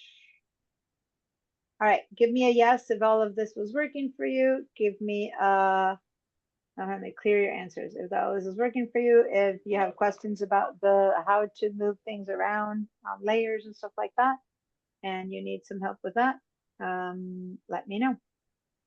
But yeah, dragging layers up and down to respect your needs. So you need to move your mouse, and when you see that line, you drop it where you need it, up here, it wasn't working. Down here, it's working. All right, if that worked for you, give me a yes. Okay, any questions? All right, homework. Yeah, I have a Homework? question. I guess we could Okay. talk later after. Oh, yeah, hold on. Let me first, because it's now exactly the time to be finishing class. So if you need to go, hold on. Homework. I want you guys to work with all of these retouching tools. We practice 3. There's more. This is a retouching tool. This is a retouching tool. There's more. But the 3 main ones, I want you to open an image and find things to retouch. Now, I didn't even show you, but you could have retouched with a spot healing brush. We could have maybe retouched that lamppost out too. I was just trying different ones. On the other hand, maybe you can go to any of our things and say, I just don't want that little cross over there, or I don't want these little guys there. See what you can do and retouch and see how it works. Maybe you want to put a window like that up here on the cupola. Just give that a try. But those are examples, but I want you to use your own images if possible so that you keep pushing pushing the limits. Now over here, where Lacey had questions about how to keep masking these guys, we didn't work on masking too much today. We went a little bit slower than I was hoped for. So we're going to keep working on masking next week, okay? And then we can begin to know more about how to distinguish between one or the other. All right? So keep working on masking. Those of you who didn't do any, make masks. And those of you who did, make more. And those of you who, everyone practice some retouching tools. And why not throw in some generative? Maybe those dogs are looking at, instead of the fire, maybe they're looking at a bag of bones. I don't know, dog bones or whatever. I don't know. Okay, or squirrels that are running or something. And they're just like, oh, lying down. Okay. Or the Amazon guy. The Amazon guy. That's true. All right, Karen, you had a question. Everyone, I'm going to just answer a few questions right now, but go practice, okay? I love it. Thank you, Jacob. You've been posting stuff you're doing. Everyone who's been posting stuff you're doing, keep doing it. And everyone else, get inspired and post stuff. Peggy, Lacey, all of you guys who are posting, you're doing great. Gracias. Bye. All right. Yeah, Karen, I'm on my other computer that I have the Photoshop on. I'm opening up the class and yeah, I just let you in already, so go ahead.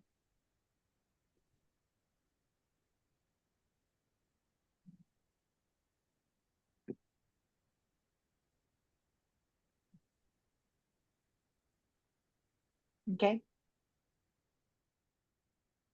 So I was just having problems with my with the contextual bar thing.